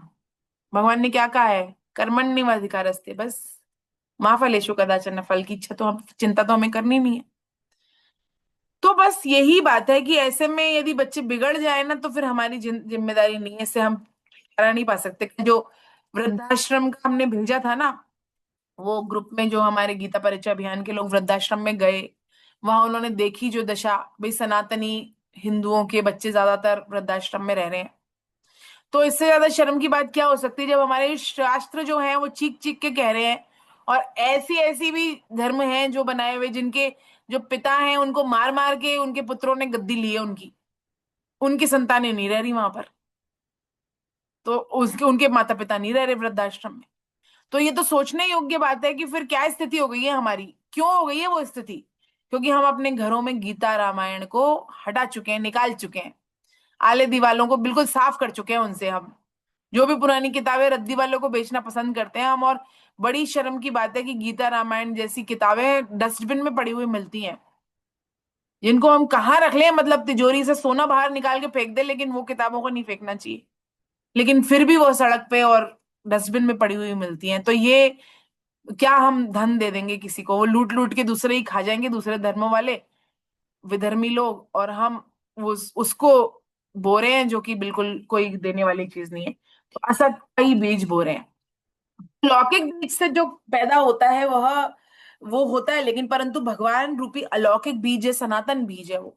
लौकिक बीज तो अंकुर पैदा करके नष्ट हो जाता है, परंतु भगवान रूपी अलौकिक बीज संपूर्ण ब्रह्मांड को पैदा करके भी ज्यों का त्यों बना रहता है। जो आदि में है, अंत में है, वही बीच में रहता है, ये सिद्धांत है ना। जैसे अनेक वस्तुएं मिट्टी से पैदा होती हैं, मिट्टी में मिल जाती हैं, तो वैसे ही पंच तत्व के तत्व भगवान ही हैं। इसलिए हम कहते हैं ना, ओम पूर्णमदम पूर्णमिदम पूर्णात पूर्णमुदच्यते पूर्णस्य पूर्णमादाय पूर्णमेवावशिष्यते।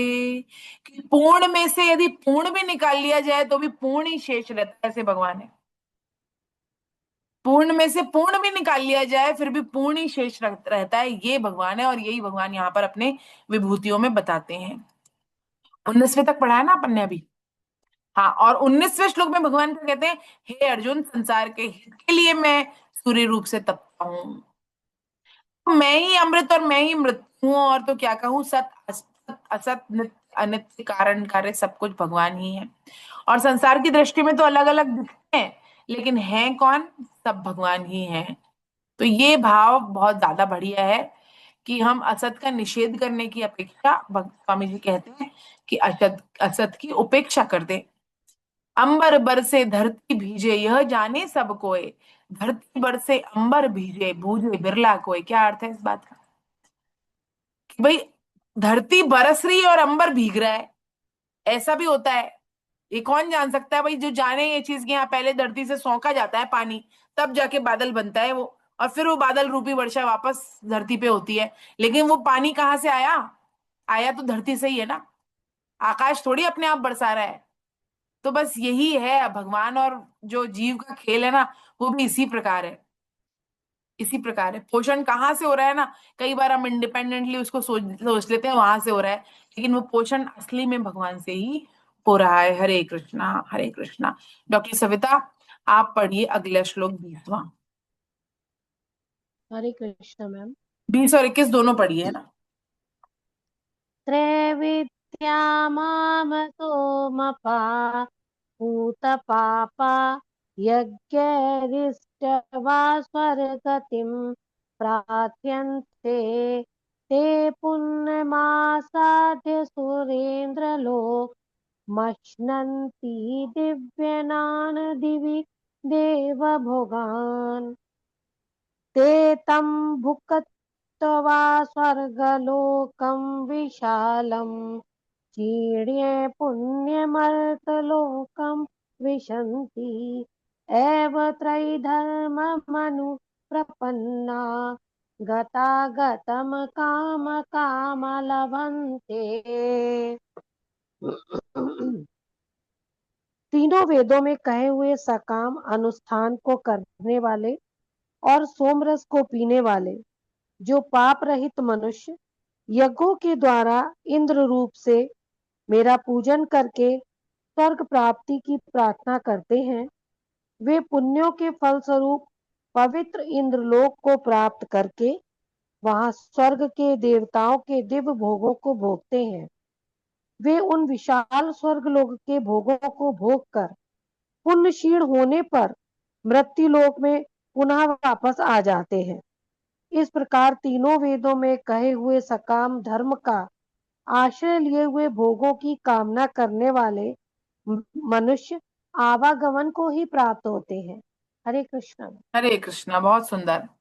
जो तो तीनों लोग तीनों वेदों में कहे हुए हैं ना, जो सकाम है अनुष्ठान सारे, क्योंकि उसमें सकाम अनुष्ठान है, क्योंकि हमें प्रतीत होता है ऐसे। खैर अंत में तो वेदों का भी जो असली मंतव्य है, लक्ष्य है, वो ये भगवत प्राप्ति ही है। भगवान की ओर ही इंगित करते हैं वेद। लेकिन क्योंकि हमने जो अपनी बुद्धि को वो जो संसार में से ही खिंचाव है और संसार का ही हम चाहते हैं, तो हम जो उसमें से वही ढूंढ ढूंढ के निकालते हैं कि इसमें से क्या संसार का मिल जाए, हम क्या ऐसा कर लें, कौन सा ऐसा अनुष्ठान लिखा है जिससे हमारा संसार बढ़िया बना रहे। संसार नहीं बिगड़े, लेकिन संसार फिर भी बना नहीं रह पाता। संसार तो बिगड़ता ही बिगड़ता है। बस वही स्थिति है तीनों वेदों में कहे हुए सकाम अनुष्ठान को करने वाले। और सोमरस, जो सोमरस है, वहां पर सोमवल्ली नाम का एक वृक्ष होता है, उससे सोमरस बनता है, जो देवताओं के यहाँ मिलता है स्वर्ग आदि लोकों में। तो उसको पीने वाले और जो पाप रहित मनुष्य यज्ञों के द्वारा इंद्र रूप से मेरा पूजन करके स्वर्ग प्राप्ति की प्रार्थना करते हैं, यानी कि बहुत अच्छे अनुष्ठान करते हैं, सकाम कर्म करते हैं, बहुत ही बढ़िया बढ़िया करते हैं, जो शास्त्रों में लिखे हैं, तीनों वेदों में लिखे हैं। लेकिन वो क्या होता है उनको फलस्वरूप? इंद्रलोक को प्राप्त कर लेते हैं, वो देवताओं के स्वर्ग आदि लोकों को प्राप्त कर लेते हैं, और फिर वहां पर दिव्य भोगों को भोगते हैं। यहाँ संसार में भोगों को भोग रहे हैं और वहां दिव्य भोगों को भोगते हैं वो। लेकिन भोगते क्या है? भोग ही भोग रहे हैं वहां पर भी। तो सुख भोगने की कामना इतनी प्रबल होती है कि विवेक दब जाता है। यहाँ पे यहाँ के सुख छोड़ें और कोई बड़ा सुख मिल जाए इससे बड़ा, और तो यहाँ पर हम 100 रुपया छोड़ के 1000 चाह रहे हैं, 1000 रुपया छोड़ के लाख चाह रहे हैं, या लाख रुपया छोड़ के करोड़ चाह रहे हैं, और वहां पर और भी ऊंचा कुछ चाह रहे होंगे, लेकिन चाह तो रहे हैं, कामना तो है ही। तो ये कैसी है? सकाम है। तो यही यहाँ भगवान कह रहे हैं, क्योंकि इस पृथ्वी के भोगों में उतनी उनकी रुचि नहीं है, उनकी उससे वो उपरत हो चुके हैं। लेकिन इस पृथ्वी के लोगों से ही हुए हैं उपरत, भोगों से नहीं हुए असली में। इस पृथ्वी के लोग जो भोग हैं उनसे तो वो ऊंचे उठ चुके हैं, लेकिन भोगों से ऊंचे नहीं उठे इन जनरल। तो उनको कहाँ, अब कहाँ के भोग चाहिए? उनको स्वर्ग लोक के भोग चाहिए। तो उसके कारण उनकी प्राप्ति हेतु वैदिक अनुष्ठान में लग जाते हैं। संसार को तो जो सुख है वो तो छोड़ देते हैं। भाई वैदिक अनुष्ठान करना भी कोई आसान काम तो नहीं है ना।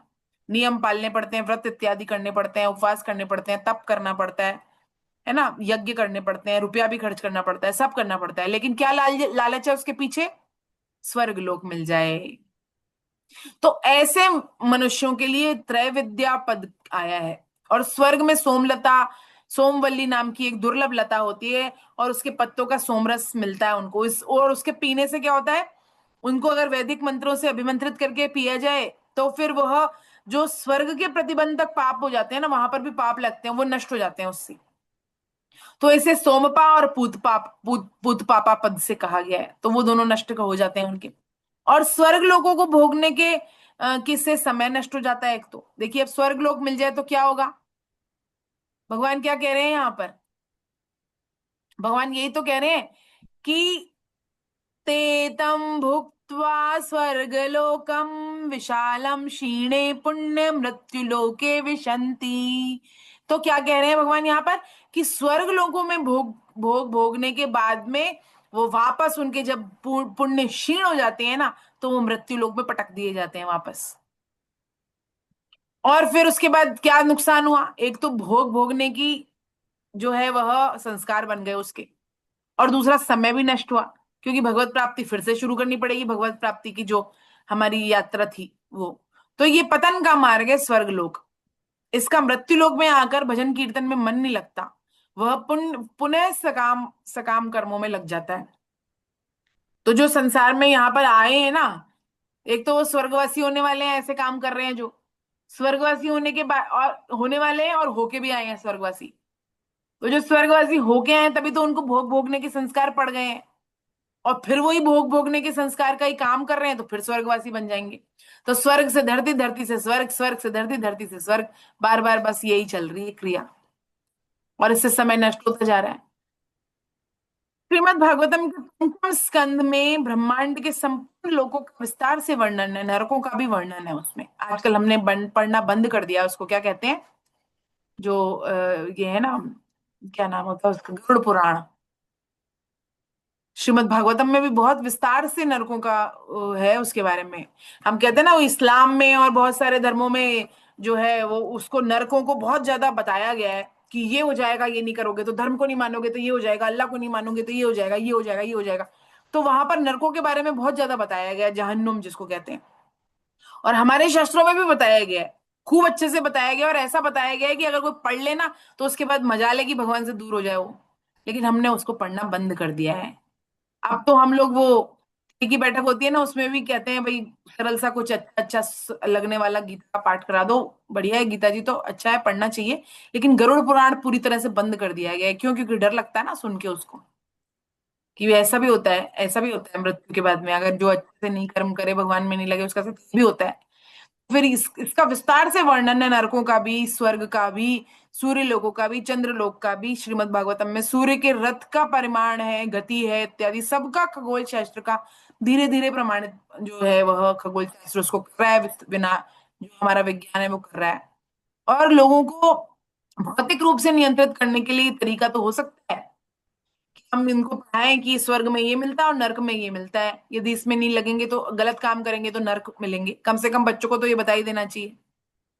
लेकिन फिर भी इससे ज्यादा समझना क्या आवश्यक है कि भगवान सब लोगों के मालिक हैं, नरकों के भी मालिक हैं भगवान, स्वर्ग के भी मालिक हैं, ब्रह्मलोक के भी मालिक हैं। तो हम अपने ही घर क्यों नहीं चले जाएं? श्री कृष्ण हमारे स्वामी हैं और हम उनके दास हैं। जब तक गीता की बातों में श्रद्धा नहीं होगी, हमारे जीवन में शांति आ नहीं सकती। हम कितने ही बड़े 5 स्टार होटल में चले जाएं, फिर हमको अपने घर में लौटना पड़ेगा।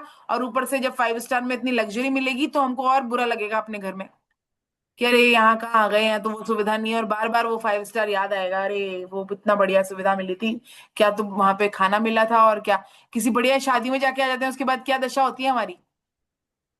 घर का खाना या अच्छा नहीं लगता, और बार बार वो अच्छे अच्छे खाने की याद आती है। और कई लोगों को तो ऐसा भी सुना है कि सालों चर्चा करते हैं कि 20 साल पहले फलाने की शादी में गए थे और क्या उसमें जो मालपुए खाए थे ना, वो तो भाई आज तक नहीं खाए वो तो।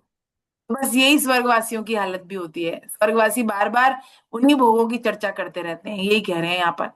और प्रहलाद महाराज कहते हैं भगवान से कि हे प्रभु, स्वर्ग लोक वैश्य का घर है, और मैंने जो मनुष्य है ना उनको नीचे गिरते हुए देखा है, जब उनकी क्षीण हो जाती है ना पुण्य, उनकी पुण्य रूपी मुद्रा खर्च हो जाती है।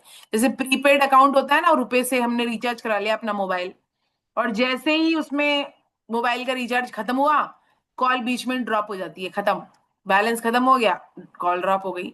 बस वैसे ही जितना पुण्य हमने कमाया उनको सकाम कर्मों को करके, वो रुपए हम बैग में भर के ले गए, स्वर्ग लोक गए, और जैसे ही वो पैसे खत्म हो गए तो क्या किया, वो स्वर्ग लोक वाले रिजॉर्ट से बाहर कर दिया गया हमको। तो हम कैसे हो गए वापस, वही हमारी गति हो गई, दुखी हो गए हम। तो अर्थात भोगों की कामना वाले मनुष्य आवागमन को प्राप्त होते हैं, और साधक के लिए स्वर्ग किसी शाप से कम नहीं है। श्रीमद् भागवत में ध्रुव महाराज कहते हैं, और भक्त की नजर में स्वर्ग लोक में जाना अच्छा नहीं माना जाता, इसलिए जो साधक है ना, वह अपने माता पिता या जो अन्य दिवंगत हो गए हैं ना, जो उनको स्वर्गवासी कहना बंद कर दे, उनको गोलोक धामवासी बैकुंठवासी कहा जा सकता है। एक बार आपने संत त्रिलोचन दास जी महाराज की कथा सुनी है? तो संत त्रिलोचन दास जी महाराज जो है वह अ, संत सेवी थे, और भगवान उनके घर में, उन्होंने 13 वर्षों तक भगवान ने नौकर बन के उनके यहाँ पे कार्य किया, 13 महीने तक। और बाद में जब भगवान चले गए, अंतर ध्यान हो गए, तो भगवान ने कहा कि भाई क्यों, लीला समाप्त होने से भगवान अंतर ध्यान हुए? तो इसका अर्थ क्या है कि भगवान अपने भक्त के लिए नौकर बनना भी स्वीकार कर लेते हैं, और ऐसे भगवान को छोड़कर हम संसार में ही अगर कामना कर रहे हैं तो हम मूड ही है ना फिर तो। ये भगवान यहाँ कहते हैं। और 22वें श्लोक में भगवान क्या कहते हैं, पढ़िए। ओम ओम अन ओम प्रकाश, अच्छा आप पढ़ लीजिए चलिए। अन्याश चिन्तयन्तो माम् ये जना पर्युपासते तेषां युक्तानां योगश्रेयं वहामहम्। जो अन्य भक्त मेरा चिंतन करते हुए मेरी भली भांति उपासना करते हैं, मुझ में निरंतर लगे हुए उन भक्तों का योग श्रेण अर्थात अप्राप्त की प्राप्ति और प्राप्त की रक्षा मैं वहन करता हूँ। हरे हरे कृष्ण मैम। कृष्णा। ये कहाँ का डायलॉग है? मैंने अनम्यूट करने की आपको ऑप्शन दे रखा है, योगक्षेमम वहाम्यहम, कहाँ सुना है आप लोगों ने? LIC। LIC, LIC का है ना ये टैगलाइन, LIC का यस। टैगलाइन है ये, तो है ना, क्या है, जिंदगी के साथ भी और जिंदगी के बात बाद बात भी, भी। है ना, LIC कहता है ऐसा। तो ये बस भगवान भी कहते हैं, यहीं से लिया है LIC वालों ने ये, योगक्षेमम वहाम्यम 9.21 से लिया है। तो क्या कह रहे हैं, जो अनन्य भक्त है, जो अन्य का आश्रय नहीं कर कर और मेरा आश्रय करता है, मेरी भली भांति उपासना करता है, मुझ में नित्य निरंतर उस लगे हुए भक्तों का योगक्षेम भगवान वहन करते हैं।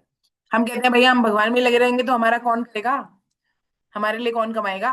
भगवान कह रहे हैं यहाँ पर, अनन्यश्चिन्तयन्तो मां ये जना पर्युपासते तेषां नित्याभियुक्तानां योगक्षेमं वहाम्यहम्। जो कुछ देखने सुनने में आता है वह सब भगवान का ही स्वरूप है, उनमें जो कुछ भी परिवर्तन और चेष्टा हो रही है वो सब भी भगवान की लीला है, ऐसा दृढ़ता से मान लेना अनन्यता है। और ऐसे भक्तों की फिर महत्व बुद्धि किसमें रहती है? भगवान में रहती है, और उन्हें स्वतः ही भगवान का चिंतन होता रहता है।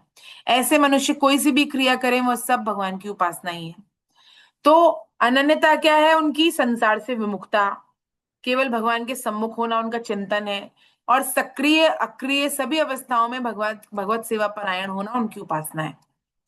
और योगक्षेमम वहाम्यहम्, भगवान ने कहा कि भक्तों की महिमा ये स्वयं भगवान अपने श्रीमुख से कह रहे हैं कि जो मनुष्य केवल और केवल भगवान पर ही आश्रित रहता है और अनन्य भक्त है, उनका योगक्षेम भगवान वहन करते हैं। योग का अर्थ है जो प्राप्त नहीं हुआ है उसकी प्राप्ति करा देना, और क्षेम का अर्थ है जो प्राप्त हो गया है उसकी रक्षा करते हैं भगवान। ये दो ही कामों के लिए तो हम जी रहे हैं, बस यही दो ही काम तो है हमारे जीवन में। जो तो हमें प्राप्त नहीं हुआ उसको तो प्राप्त कर ले हम, और जो प्राप्त हो गया है वो सही बना रहे, रक्षा होती रहे उसकी। वो कहीं उसको कुछ नहीं हो जाए, कोई व्यक्ति हो कि वस्तु हो कि पदार्थ हो कि घर हो। यही दो काम तो है हमारे जीवन में, और ये दोनों ही भगवान करने को तैयार है अपने अनन्य भक्तों के। बताओ क्या चाहिए और हमको, है ना। तो इसलिए यहाँ पर ये चीज कही गई है। और अनन्य का अर्थ है यदि भगवान में, भगवान के अलावा संसार में खिंचाव है तो अनन्यता संभव नहीं है। संत त्रिलोचन दास जी महाराज के बारे में हमने यही अभी पढ़ा ना। तो भक्त का जो प्रेम पाकर, जो भगवान का प्रेम पाकर भक्त सिद्ध हो जाता है, अमर हो जाता है, तृप्त हो जाता है।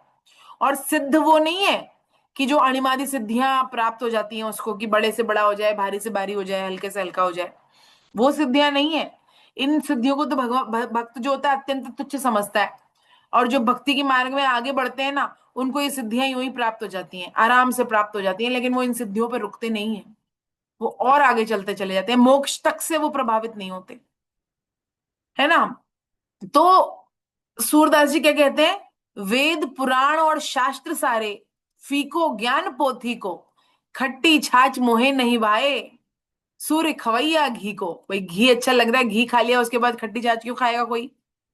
और गोपाल हमारे सर्वस, और जगत सब फीको, मिलबो नैनन ही को नीको। अब सूरदास जी कह रहे हैं नैन मिल जाए बस भगवान से। अब सूरदास जी के कैसे नैन मिलेंगे, उनके तो नैन है ही नहीं बचपन से, जन्मांध है वो तो। लेकिन जो मन के है ना नैन, मन से जो प्रेम हो गया ना, उसमें भगवत लीला के दर्शन हो रहे हैं, चिंतन हो रहे हैं, बस वही अनन्यता है। कि भगवान जब संसार दिखाई देता है ना सूरदास जी को, तो सूरदास जी कहते हैं कि मुझे संसार अच्छा नहीं लगता, मुझे संसार, आप वापस से मेरी दृष्टि ले लीजिए तुरंत। आंखों में बहुत आंसू आ जाते हैं और तड़प के रोने लग जाते हैं वो, जैसे उनको दृष्टि दे देते हैं ना भगवान कि अब तू पूरा संसार देख, मेरा भक्त है तू। तो वो कहते हैं मुझे संसार नहीं देखना, सबसे पहले मुझे यही चीज, मेरी आंखें वापस लो आप। क्योंकि जो मेरे को दर्शन हो रहे थे आंखें बंद कर कर, वो दर्शन ही बंद हो गए अब। कविता मैम कुछ पूछना चाह रही है, हरे कृष्णा मैम पूछिए। हरे कृष्णा मैम। मैं रामभद्राचार्य जी का भी एग्जाम्पल कोट करना हाँ चाहूंगी कि उनको बल्कि प्राइम मिनिस्टर जब इंदिरा गांधी थी तो उन्होंने उनसे कहा था कि मैं आपकी आंखें ठीक करवा दूंगी, तो ऑपरेशन करवा के आपकी आंख ठीक हो जाएगी। बट वो इस बात के लिए तैयार नहीं हुए, बोले मुझे संसार नहीं देखना है। और मैं तो इन्हीं आंखों से अपने ईश्वर को देखता हूँ, वही मेरे लिए ठीक है। हाँ, बहुत सुंदर बहुत सुंदर। हरे कृष्ण मैम। तो भक्त जो होते हैं वो ऐसे होते हैं, देखिए हमें लगता है कि पता नहीं ये गीता जी हमको बिल्कुल ही वैराग्य करवा देंगी, संसार में कुछ करे कि नहीं करे हम, लेकिन सार तत्व यही है ना। हमारी प्रगति थोड़ी धीरे हो रही है और हम अपन ये फ्लेक्सिबिलिटी भी ले लेते हैं, लेकिन ये जो प्रगति हम कर रहे हैं संसार में, इसका कोई मतलब, इसका कोई सार नहीं है, ये कोल्हू के बैल की तरह है, ये कोई अंत भी नहीं है इसका। तो उतना ही करें हम संसार में, बहुत ज्यादा करने से क्या हो रहा है अभी देखिए। मतलब शेर, अभी जयपुर में सुनते हैं हम, लेपर्ड घुस गया उसके घर में, शेर घुस गया उसके घर में, खा लिया उसको। भाई क्यों, हम उसके घर में घुसे हैं, वो हमारे घर में नहीं घुस रहा। तो ये जो प्रगति कर रहे हैं ना हम, उससे क्या हो रहा है, हमारा ही सर्वनाश हो रहा है उससे। नदियों में हम घुस गए, फिर हम कहते हैं शहर में बाढ़ आ गई। शहर में बाढ़ नहीं आई है, हम नदियों में चले गए हैं, हम बाढ़ बाढ़ में चले गए हैं। तो हालत ये है हमारी कि हम हर चीज को नोच नोच के खाना चाह रहे हैं और प्रगति कह रहे हैं उसको। तो प्रगति का कोई अंत तो होता है ना। ये जो भूख है वह समाप्त तो होगी कभी तो, और नहीं होगी तो फिर ये हमें ही समाप्त कर देगी, हम स्वयं को ही खाने लग जाएंगे थोड़े दिनों में। ये स्थिति हो गई है हमारी। और फिर हम कहते हैं उसको प्रगति का नाम दे रहे हैं।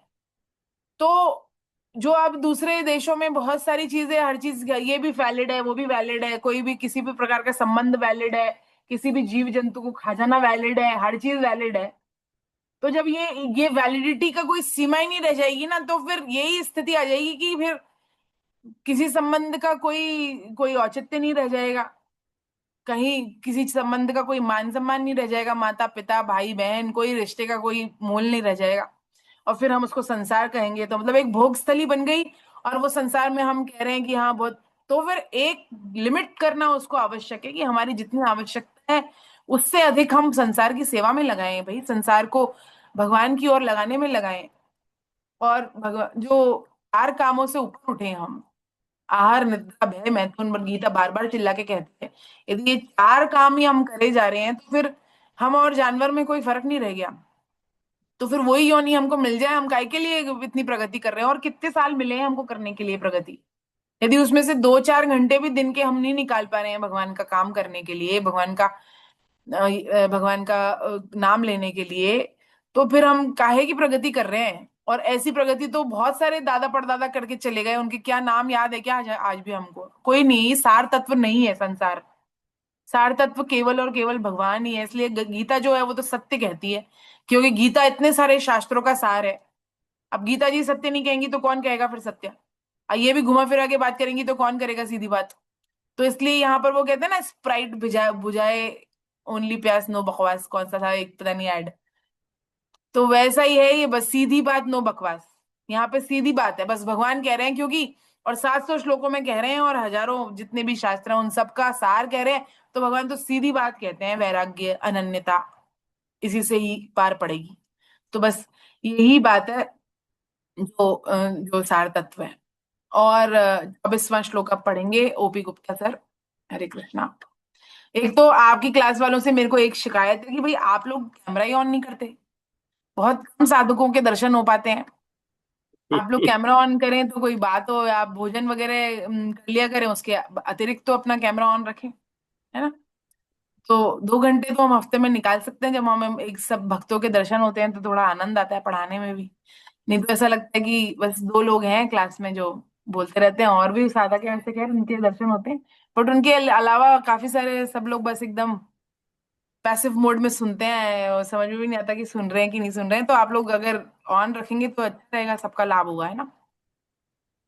और हम साल भर साथ भी रह लेते हैं और एक दूसरे की शक्ल भी नहीं देख पाते हैं, तो ये भी एक बात है। जी। 23वां करूँ श्लोक स्टार्ट? प्रिय सर, हरे कृष्णा। ये पन्य देवता भक्ता यजन्ते श्रद्धयान्वितः तेऽपि मामेव कौन्तेय यजन्त्य विधि पूर्वकम। हे कुंती नंदन, जो भी भक्त मनुष्य श्रद्धा पूर्वक अन्य देवताओं का पूजन करते हैं वे भी मेरा ही पूजन करते हैं, पर करते हैं अविधि पूर्वक, अर्थात देवताओं को मुझसे अलग मानते हैं।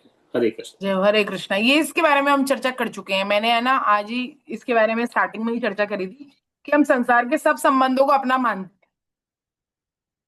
हैं, लेकिन हम उनमें उनको अपना कैसे मानते हैं कि ये मेरे हैं और हम भोग रहे हैं, उससे कुछ ना कुछ सुख प्राप्त कर रहे हैं उस संबंध से।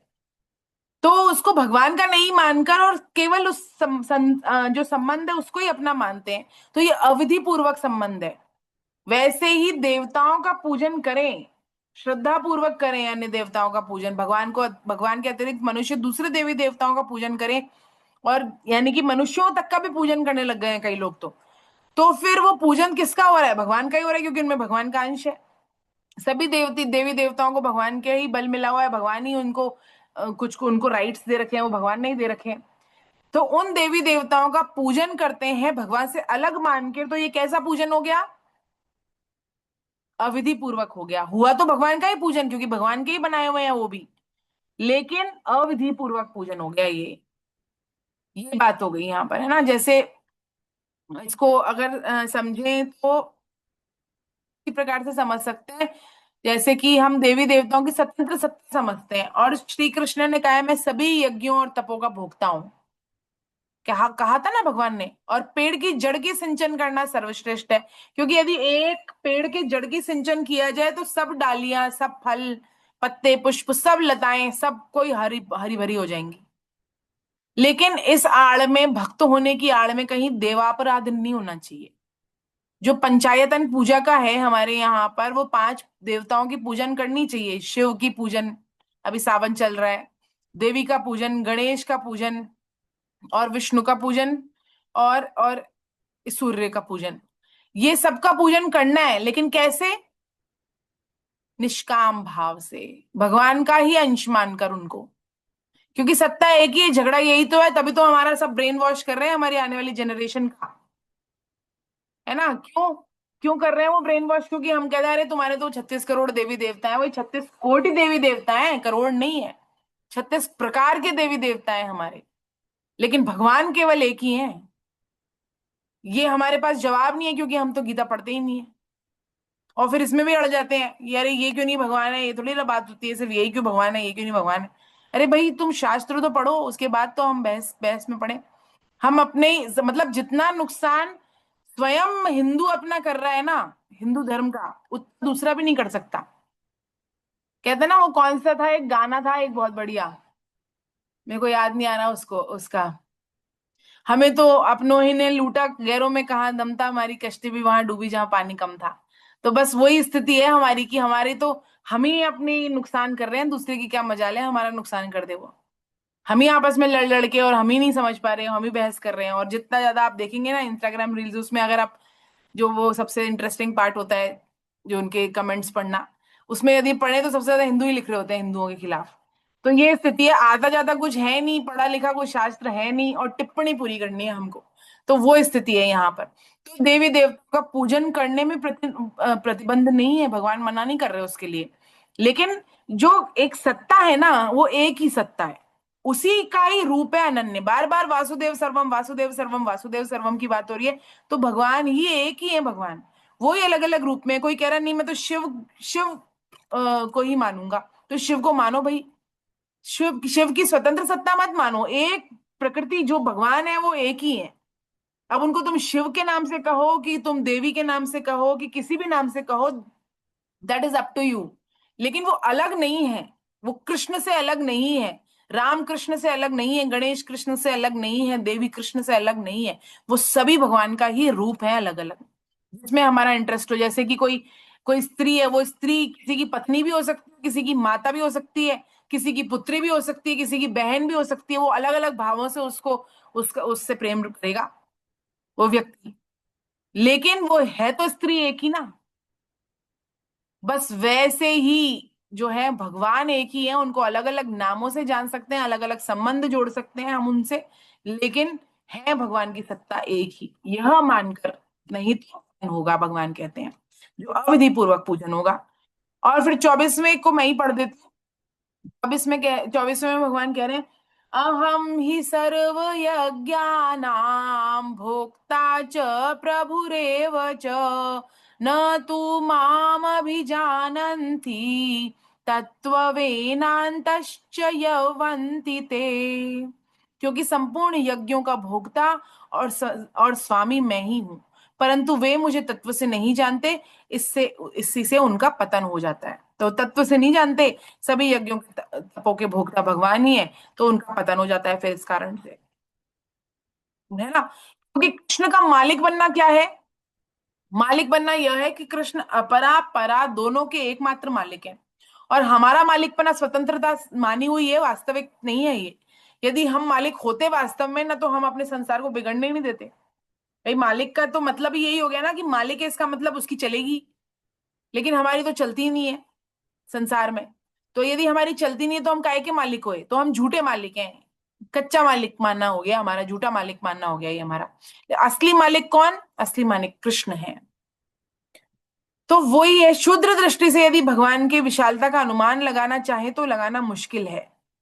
कुएं का मेंढक है, दो मेंढक थे, एक बार कोई समुद्र में बाढ़ आई, और एक और जो मेंढक था ना, वो कूद के उस कुएं के अंदर गिर गया।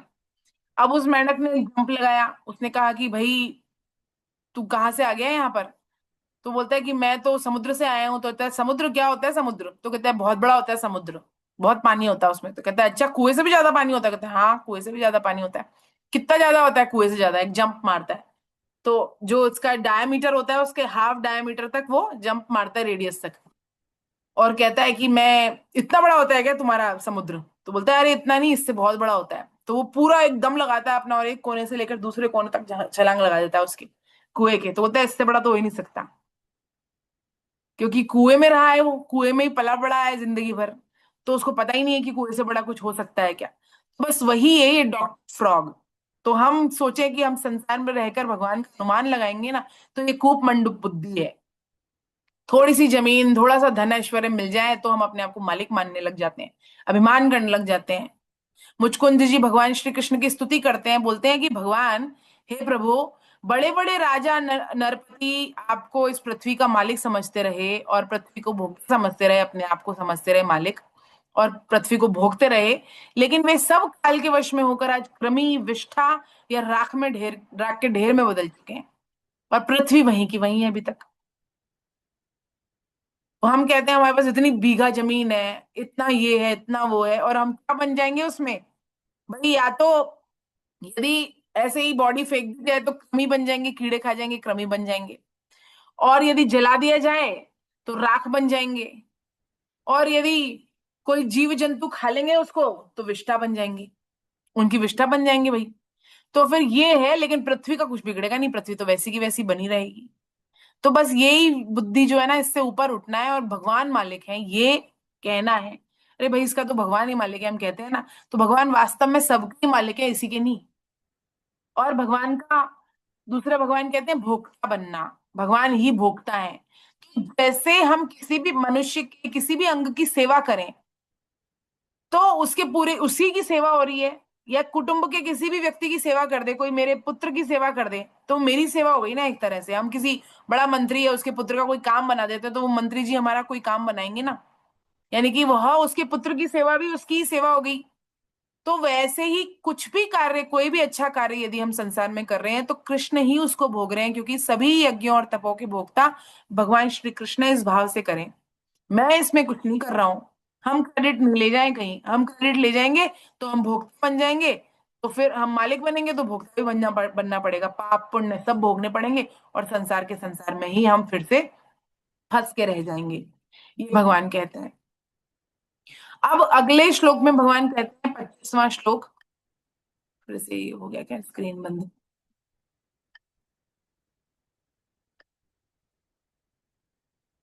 हाँ, पढ़िए सर, ओपी गुप्ता सर पढ़िए 25वां श्लोक।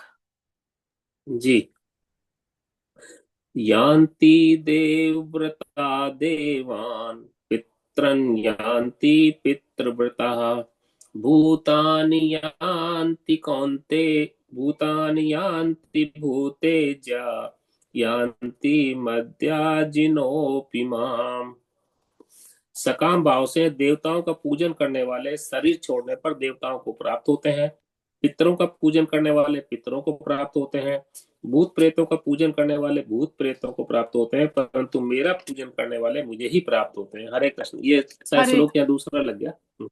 दूसरा लग गया क्या? 10वां अच्छा 10वां लग 10वां गया। लग गया क्या? अभी सही लग गया ना? हाँ, नहीं 25वां। अब सही लगा है क्या?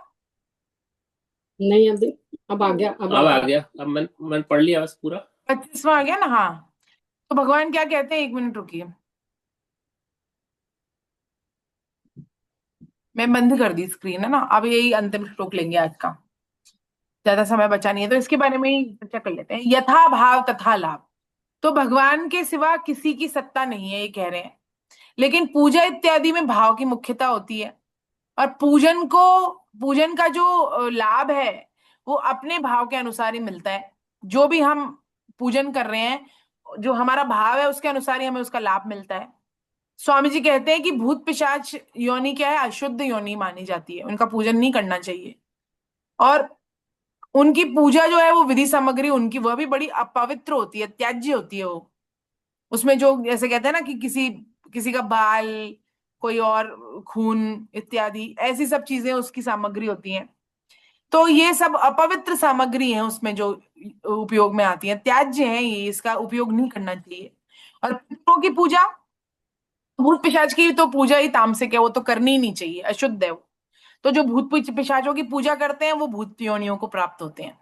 और पितरों की पूजा, तो पितरों की पूजा करनी चाहिए, पूजन यानी कि उनका, पितृ योनि में जो गए हैं उनका श्राद्ध तर्पण करना चाहिए, लेकिन उनकी भी सांसारिक कार्य के लिए करना और उनको भगवान ही मान लेना, कई लोग तो फोटो भी लगा लेते हैं है ना अपने उसमें मंदिरों में, तो वह करना स्वयं पितरों के लिए भी दुखदाई है और दोनों के लिए दुखदाई है। उनका उनका पितृ योनि से छुटकारा हो इस कारण से भगवान से प्रार्थना करनी चाहिए उल्टा।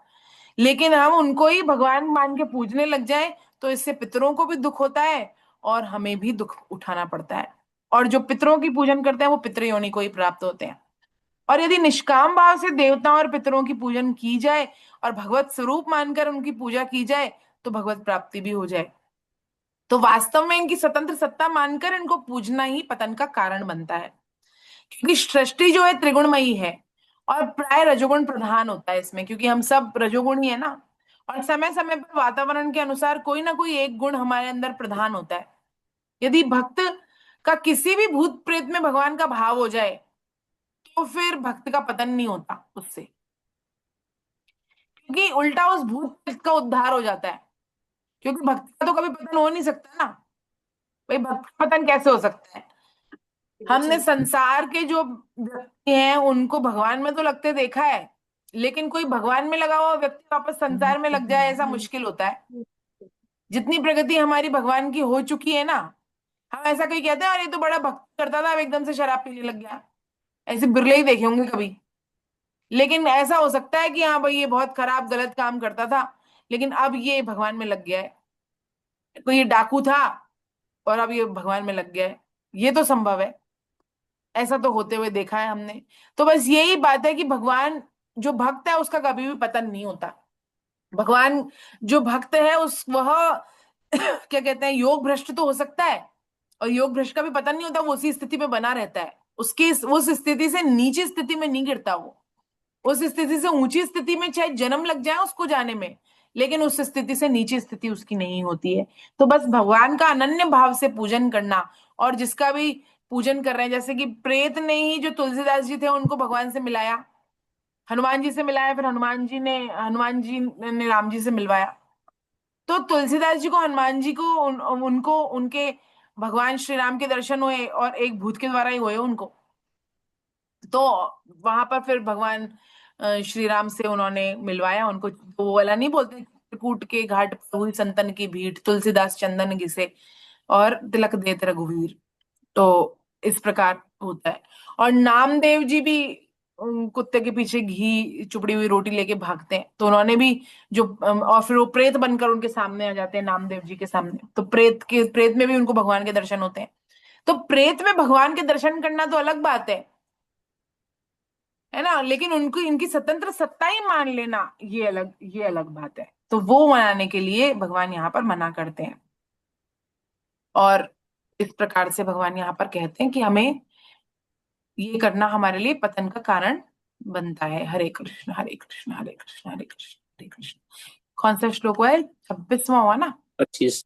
25वां, तो 26वें से अपन अगले क्लास में करेंगे। यदि किसी का कोई प्रश्न है इस अध्याय से लेकर तो आप लोग पूछ सकते हैं। पूजा अग्रवाल जी कुछ पूछना चाह रहे हैं। हरे कृष्ण।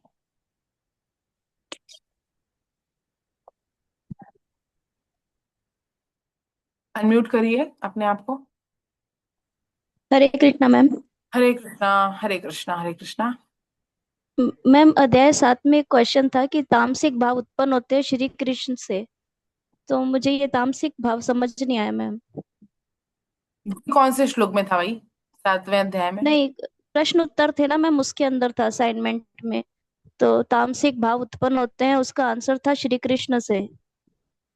अच्छा, ये था उसमें कि सभी भाव श्री कृष्ण से उत्पन्न होते हैं, है ना। उसमें तामसिक भाव भी स्पेसिफिकली लिखा होगा प्रश्न में, लेकिन सभी भाव हाँ। भगवान श्री कृष्ण से उत्पन्न होते हैं और मैं उनमें नहीं हूं, भगवान ने ये कहा था। तो इसका अर्थ क्या है कि देखिए, भाव जो है ना, किसी भी चीज की स्वतंत्र सत्ता नहीं है, कहने का अर्थ ये है। हिमांगी जी, आपने मुझे याद अच्छा। नहीं दिलाया, जो पेपर ही डिस्कस नहीं कर पाया, जो बस पेपर था और मैं भूल गई, पूरा अध्याय पढ़ाने लग गई। कोई बात नहीं, अब अगले क्लास में 100% करेंगे। आप मुझे स्टार्टिंग में याद दिला देना रेज हैंड करके एक बार, है ना। अगली क्लास में पक्का करेंगे क्वेश्चन पेपर डिस्कस। तो मैं क्या बोल रही थी, हाँ, तो जो भाव है ना, सभी भाव, तामसिक भाव, हाँ। सात्विक भाव, राजसी भाव, सभी भाव भगवान से उत्पन्न होते हैं, कहने का अर्थ ये अच्छा। अच्छा। है ना। कोई भी भाव की स्वतंत्र सत्ता नहीं है, ये कहना चाह रहे हैं कि भाव कहाँ से उत्पन्न होते हैं, किसी और कोई और सत्ता तो है नहीं, कोई और सोर्स नहीं है, भगवान ही उसकी भगवान ही है। लेकिन हमको कौन सा भाव चुनना है वो हम गुणोत्तर विभाग में और विस्तार से पढ़ेंगे, लेकिन हमें सात्विक भाव चुनना है और सात्विक में भी रमण नहीं करना है, सात्विक से भी ऊपर गुणातीत भाव में जाना है, ये हम आगे पढ़ेंगे। लेकिन है ना, लेकिन भाव सब भगवान से उत्पन्न होते हैं, ये है वो प्रश्न, है ना। हरे कृष्णा। अच्छा। हरे कृष्णा। रेडमी से कोई है जो पूछना चाह रहे हैं? मैं नाम नहीं पढ़ पा रही हूँ आपका, क्योंकि आपने अपने आपको रीनेम नहीं कर रखा और आपका कैमरा भी ऑन नहीं है। आप पूछिए, अनम्यूट करिए अपने आप को। रेडमी के नाम से आपने रेज हैंड किया हुआ है, शायद नहीं देख पा रहे हैं, गलती से हो गया है। चलिए कोई बात नहीं। और किसी का कोई प्रश्न है? चैट बॉक्स पे भी शायद किसी ने कुछ लिखा है। पेपर कब डिस्कस करेंगे? अच्छा आपने लिखा था, लेकिन आपने लिखा है कि 21:19 में, मतलब थोड़ी देर पहले लिखा है। हरे कृष्णा। कोई नहीं, अगली बार पक्का करेंगे। चंद्रकांत सर कुछ पूछना चाह रहे हैं। हरे कृष्णा, पूछिए। हरे कृष्णा मैडम। हाँ हरे सभी कृष्णा। को, जैसे कि कृष्ण ने बोला है कि सभी में मैं हूँ, सब चीजों का मतलब करता धरता मैं हूँ, भोगता मैं हूँ। तो कृष्ण भगवान यहाँ अल्टीमेट सुपर पावर खुद को बोल रहे हैं। तो लेकिन कृष्ण भगवान से पहले राम भगवान हुए, शिव जी का भी आदि अंत कुछ नहीं है। तो मतलब एक कहीं ना कहीं एक वो है बात की, मतलब whom he is referring to, वो किसके लिए बोल रहे हैं कि I am the supreme power. देखिए, भगवान कृष्ण और भगवान के जितने भी अवतार हुए हैं ना, शिव ब्रह्मा, ब्रह्मा विष्णु महेश एक ही तत्व है ना। अब कोई कहते हैं, जो शिव को मानते हैं वो कहते हैं शिव आदि हैं, जो विष्णु को मानते हैं वो कहते हैं विष्णु आदि हैं। तो विष्णु, ब्रह्मा विष्णु महेश तो एक ही है, कोई आदि अंत नहीं है उनका, लेकिन तत्व एक ही है। और भगवान श्री कृष्ण ने सभी लीलाएं करी। तो हम कलयुग में यदि किसी से हम अपने आप को रिजेंबल कर सकते हैं, किसी को हम समझ सकते हैं, किसी से हम प्रेम कर सकते हैं। और जब भगवान कहते हैं ना, मेरा सगुण साकार निर्गुण निराकार में, अर्जुन का प्रश्न है कि कौन कौन श्रेष्ठ है, कौन सा भक्त श्रेष्ठ है, तो भगवान कहते हैं सगुण साकार। तो सगुण साकार कौन सा सगुण, कौन सा साकार, कैसे देखें हम, किसको माने हम? तो भगवान उस समय में जो, क्योंकि वो भगवान गीता कह रहे हैं, और गीता में भगवान श्री कृष्ण स्वयं उस समय जो सुप्रीम पावर है ना, उसका उसको रिप्रेजेंट कर रहे हैं वहां पर। तो भगवान कहते हैं मैं हूं वो सतन, वो हूं मैं सत्ता, सर्वश्रेष्ठ मैं हूं, सब लोगों का स्वामी मैं हूं, महेश्वर मैं हूं। तो किसी और की तरफ रेफर मत कर, मेरी तरफ रेफर कर, है ना। अब राम कृष्ण में कोई अंतर नहीं है। भगवान के 24 जो मेन अवतार हैं उनमें, और भगवान के और भी बहुत सारे अवतार हैं उनमें कोई अंतर नहीं है। वो अपनी अपनी जगह पर पूर्ण है, भगवान अपनी अपनी जगह पे पूर्ण है सब अवतारों में। लेकिन इसको पूर्ण अवतार इसलिए कहा जाता है क्योंकि भगवान ने इसमें सारी लीलाएं करी। पूरी की पूरी 16 कलाएं भगवान ने, जितने भी क्या कहते हैं भाव होते हैं, वो सब यहाँ पर हमको देखने मिलते हैं भगवान श्री कृष्ण से। तो हम जिस भी भाव से उनसे जुड़ना चाहें ना, हम जुड़ सकते हैं। आसान है भगवान श्री राम और भगवान श्री कृष्ण से जुड़ना। इस कारण से उनको पूर्णावतार कहा जाता है। और इसलिए हम कहते हैं श्री कृष्ण जो है ना, वही सुप्रीम पावर है। यदि उनको सुप्रीम पावर मान लिया जाए तो बाकी सब उनके अंदर ऑलरेडी समाहित हो गया, है ना। ये बात है। हरे कृष्णा। और भगवान से जैसे वो ओपन हाइबर में भी एक वो था, एक जिसके ऊपर बहुत कंट्रोवर्सी हुई थी। वो कहते हैं, भगवान कहते हैं कि भाई 11वें अध्याय में भगवान कहेंगे, अर्जुन पूछेंगे आप कौन है, जब भगवान उस ऐसा रुद्र रूप ले लेंगे ना, जिसमें जो दुर्योधन आदि है उनके दांतों के बीच में पिस रहे हैं, मुंडियां उनकी टूट गई हैं, गर्दन दबी दबरी है, खून निकल रहा है, भगवान के बड़े बड़े दांत हैं, विकराल रूप भगवान का। तो अर्जुन देख के डर जाते हैं। अर्जुन कहते हैं अरे ये तो मेरे मित्र थे, इनको क्या हो गया, ये कैसे दिखने लग गए? तो कहते हैं भगवान आप कौन है? तो भगवान अब क्या जवाब दे, क्योंकि भगवान तो सब कुछ ही है। तो भगवान उस समय के रेफरेंस में कहते हैं भगवान की मैं बढ़ा हुआ काल हूं, और इन सब जो तेरे विपक्ष में खड़े हुए हैं ना, उन सबको मैं मारने के लिए आया हूं। तो भगवान उस समय के रेफरेंस में बताते हैं कि भगवान सिर्फ काल ही थोड़ी है, भगवान तो जन्म भी है, भगवान तो जीवन भी है, भगवान तो मृत्यु भी है। लेकिन भगवान उस समय कहते हैं कि मैं काल हूं। तो भगवान उस रेफरेंस में यहां पर कहते हैं कि मैं सुप्रीम पावर हूं। हरे कृष्ण। और किसी का कोई प्रश्न है? सुंदर प्रश्न पूछते हैं, आपकी क्लास के साधक बहुत अच्छे। 8वें अध्याय का पेपर मैं भेजूंगी, असाइनमेंट आज भेज दूंगी।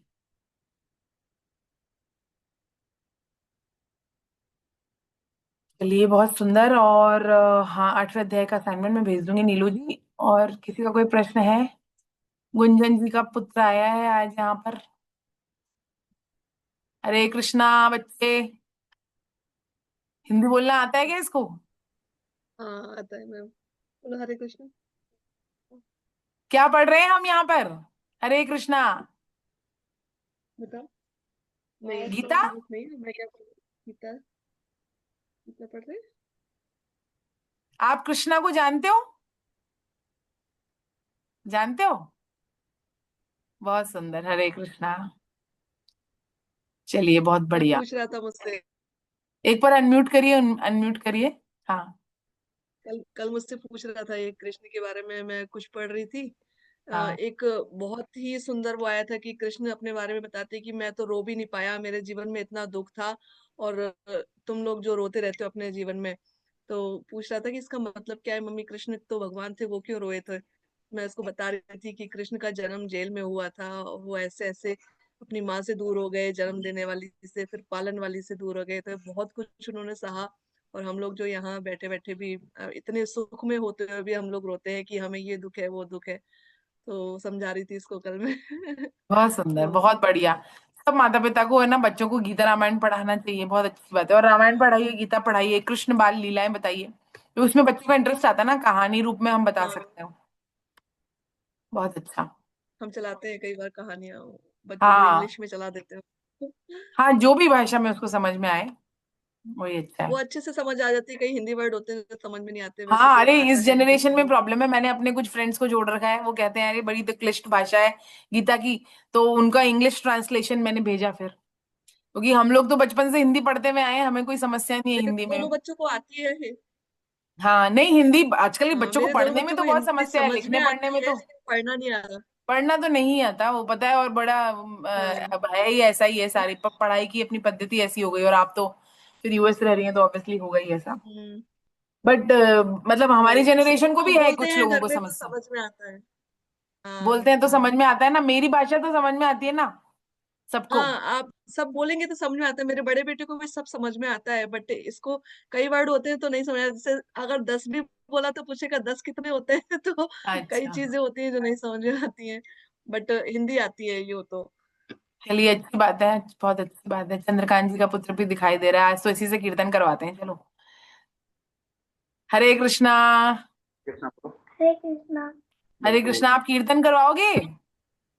सीधा बोलो, हाँ करवाऊंगा। हाँ चलिए। मैडम बोले बात बोलना, ठीक है। हरे कृष्णा कृष्णा कृष्णा हरे हरे। हरे कृष्णा कृष्णा कृष्णा हरे हरे हरे राम राम राम हरे हरे। हरे राम। राम हरे रामा राम राम हरे हरे हरे कृष्ण कृष्ण कृष्ण हरे हरे। हरे हरे कृष्णा कृष्ण कृष्ण कृष्ण हरे हरे हरे। हरे राम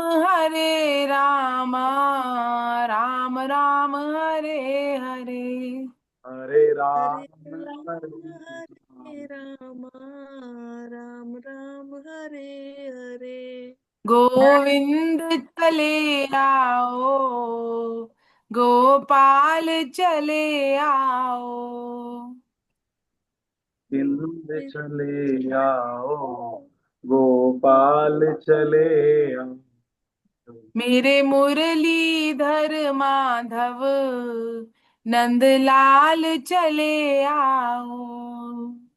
मेरे मुरलीधर माधव नंद लाल चले आओ हरे कृष्ण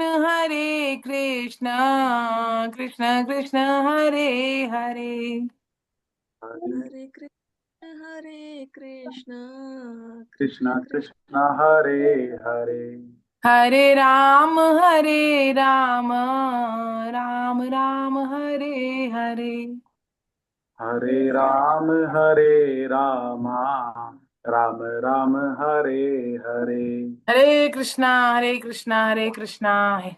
हे नाथ। हे नाथ बोलो।